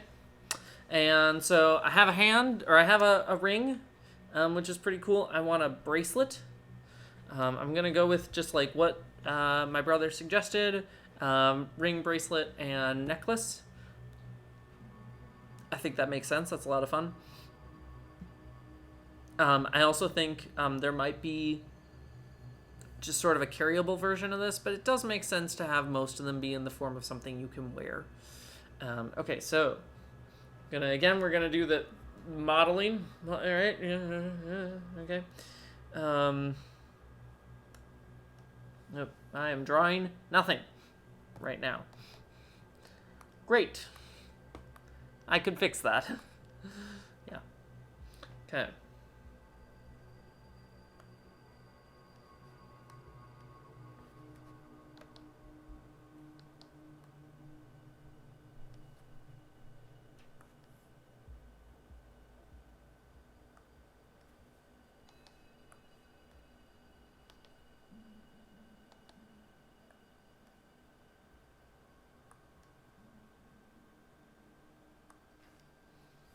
Okay.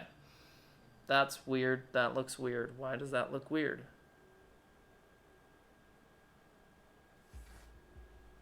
I don't know. That's what my arm looks like, kind of.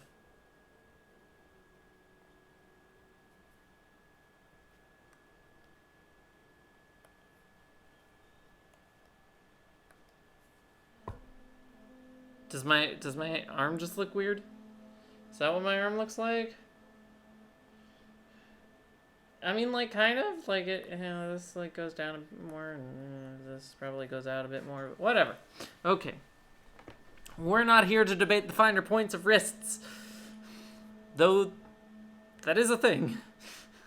I am here to make a bracelet. And I think, similarly, this is going to be a big thing, like a thick bracelet. But I think this one isn't going to be two pieces with ribbons connecting. I think this is going to be intricate wood, big piece, with, you know, just like the pattern of it really spiraling in and fractalizing. The other thing I want to do, though, then, is I want it to have some sort of clasp, right? So that you can take it off just like this, as opposed to like this. Because who the heck enjoys bracelets that go like this? Yeah, I can never make that work very easily. I mean, like, I can sometimes, but it always feels like just so much work to get something on your hand when you could just have something with a clasp. But it's nice when the clasp is like hidden or like, you know, discreet in some way. So let's make that. So let's see. Get our wood color.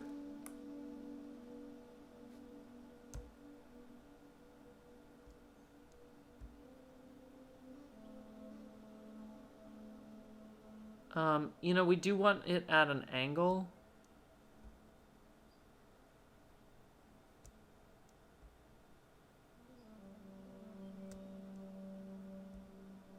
So what, something like there?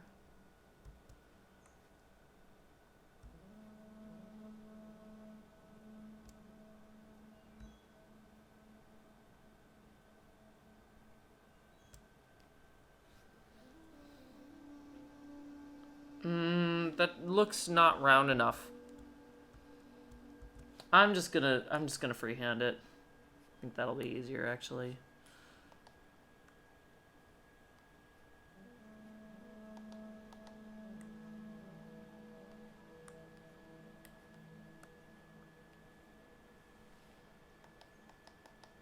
Not quite like that. I do want it to kind of hang a bit.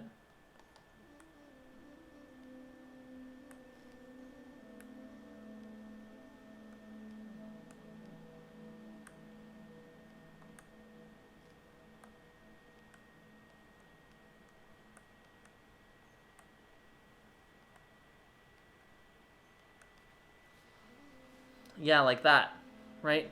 I love when they're at that sort of jaunty angle. It kind of makes things look more like real life, like physics is happening to this bracelet. As we draw it, physics is happening to it. It's important. Because physics happens to objects, whether you want it to or not.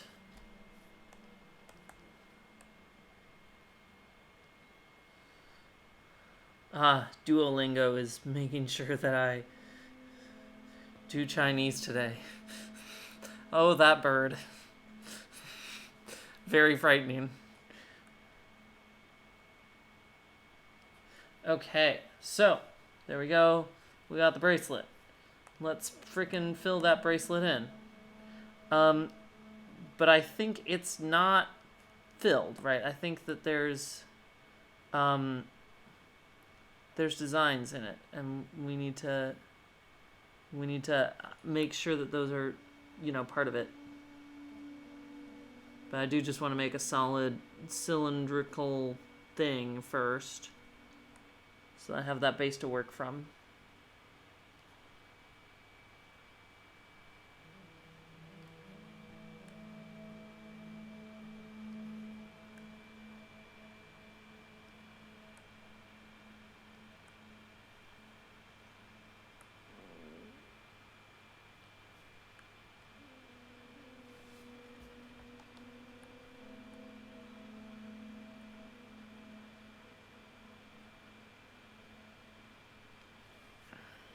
Okay, cool.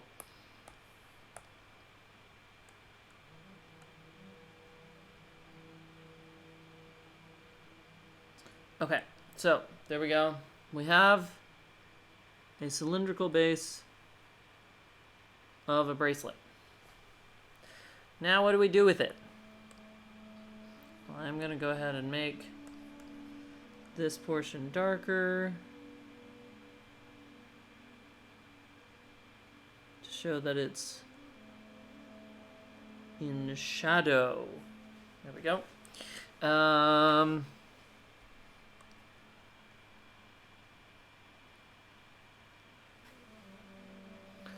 Okay. Cool. Now the question is, what sort of design do I want?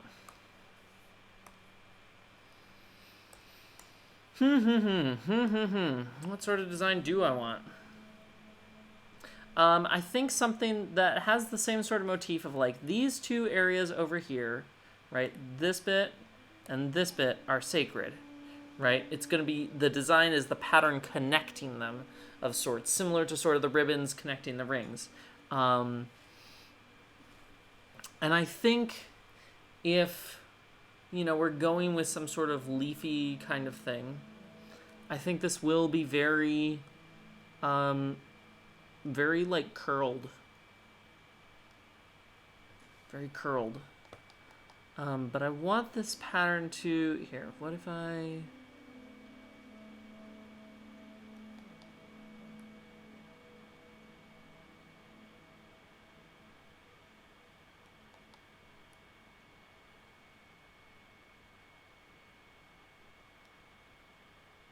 Oh yeah, what if I did that? Like, this...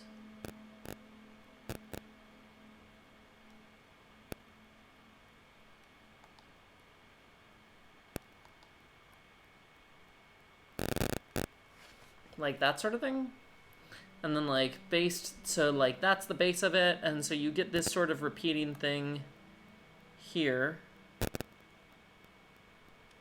right, etc.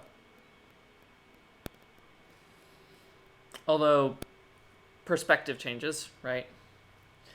But then we get like some sort of thing off of this.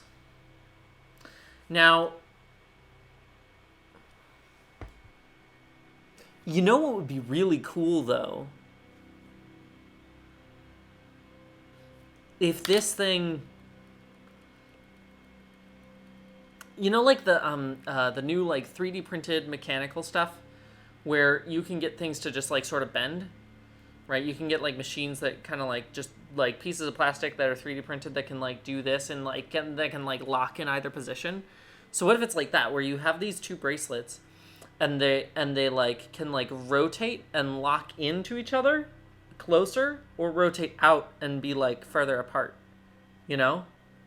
Like that would be really cool. That would be really intricate. I feel like at some point I would need to do like a 3D model of this. Or just make it. I could just make it. John, I need to use your 3D printer. I know you're not here anymore.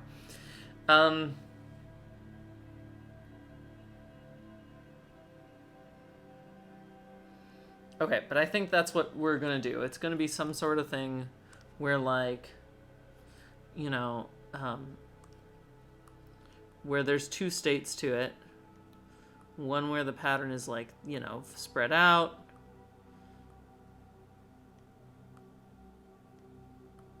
Right?